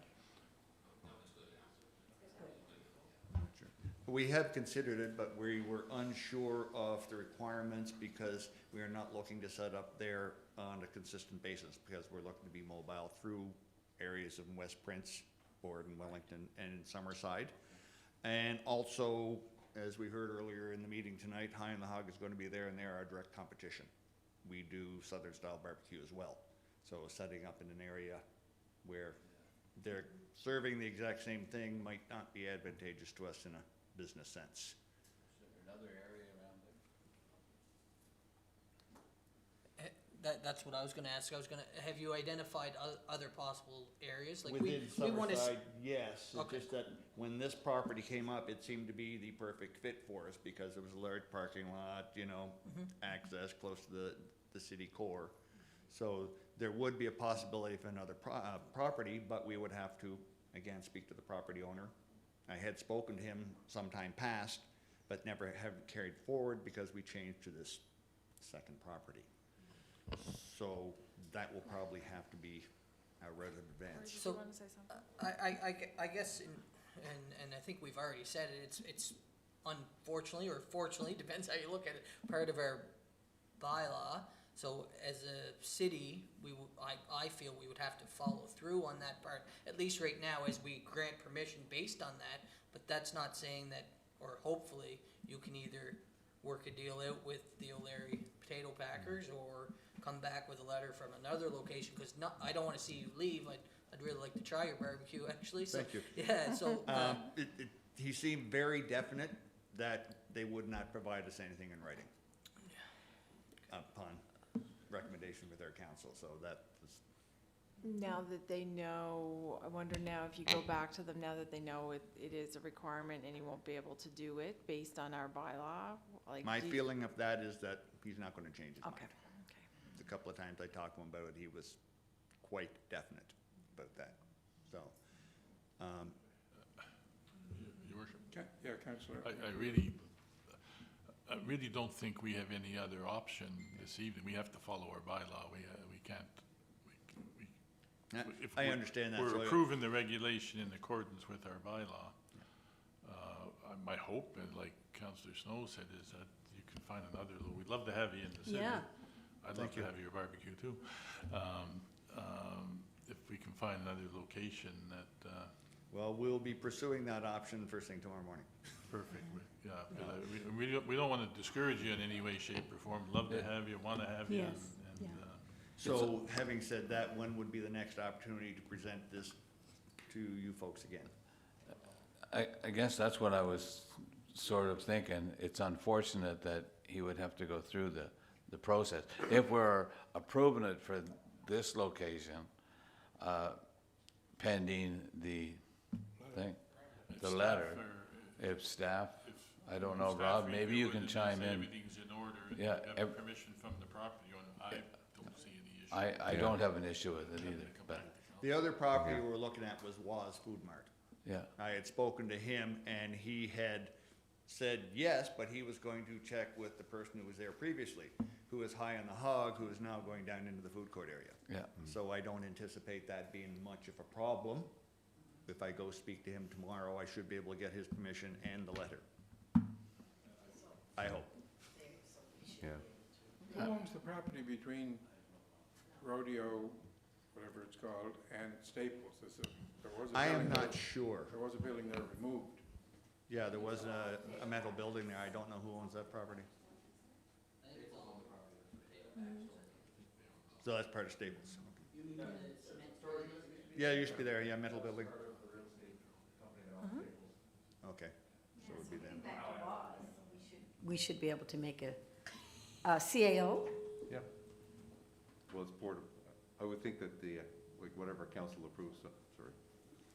I think whatever council approves this evening, I mean, if it was at another location, as long as everything lines up fine. I We'd think be saying yes. The It's license, as I transferable, I guess. understand it, would Right. give you, like, you could have two locations, so by approving this evening, there's still, could make the other one work, so. I think, Rob? Yep. There you go. And Mr. Kiggins, I Yes. guess everybody pretty well has said to you, we would love to see you in the city. So I hope you're Thank getting you. that message that we really would. Definitely. And I'm no lawyer, so, but I just am wondering, maybe Mr. Ellis is saying the same thing because of the situation we're in, because of liability. Like, we have to, as everybody has said, follow our bylaw, and we can't just sort of change it. But we surely would, you know, if there was another spot or whatever that could work out with a letter from an owner or whatever, we'd love to have you folks. Very good, we can do that. So having said that, if I can get that letter of approval, where and how do we present it? The next council meeting, or? No. Okay, so as long as we get that letter in place Staff can approve it. and it's approved, okay. So where would he take the letter tomorrow if he comes in? To tech services. Yeah. Tech services, perfect, okay. Okay. Our brisket is the best. So we didn't vote on this resolution Okay. yet. Yeah. Any more discussion on it? Are we clear on what we're saying now in the resolution? Okay. All in favor, say aye. Contrary, nay. Carried. Okay, we've gotten to the end Thank you of the... very much. Thank you. Good luck with everything. Thank you. Thank you. Yeah. We've gotten to the end of the agenda, and I understand we're still on YouTube there. Is there one more item? Yeah, I think there's one more. Councillor Ron, I was confused with that resolution, I think, so yours would be ready. It would be read, yes, I have it ready to read here, we just, yeah.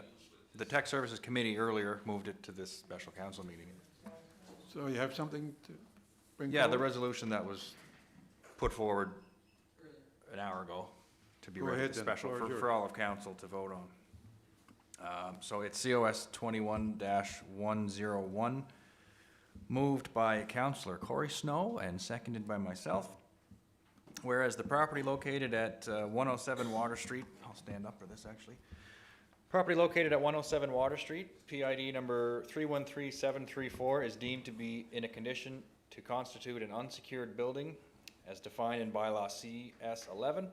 And whereas council has been advised of the failure of the owner to comply with a notice letter dated May 11th, 2021, be it resolved that the council pursuant to section 9 of Bylaw CS 11 authorize an inspector to enter the property without written warrant or other legal process, and thereupon carry out any and all works as stated in the notice in order to bring the property into compliance with the requirements of the bylaw. This resolution shall be in effect for 48 months from the date of passing and enables the inspector to re-enter the property at any time to remedy a recurring condition.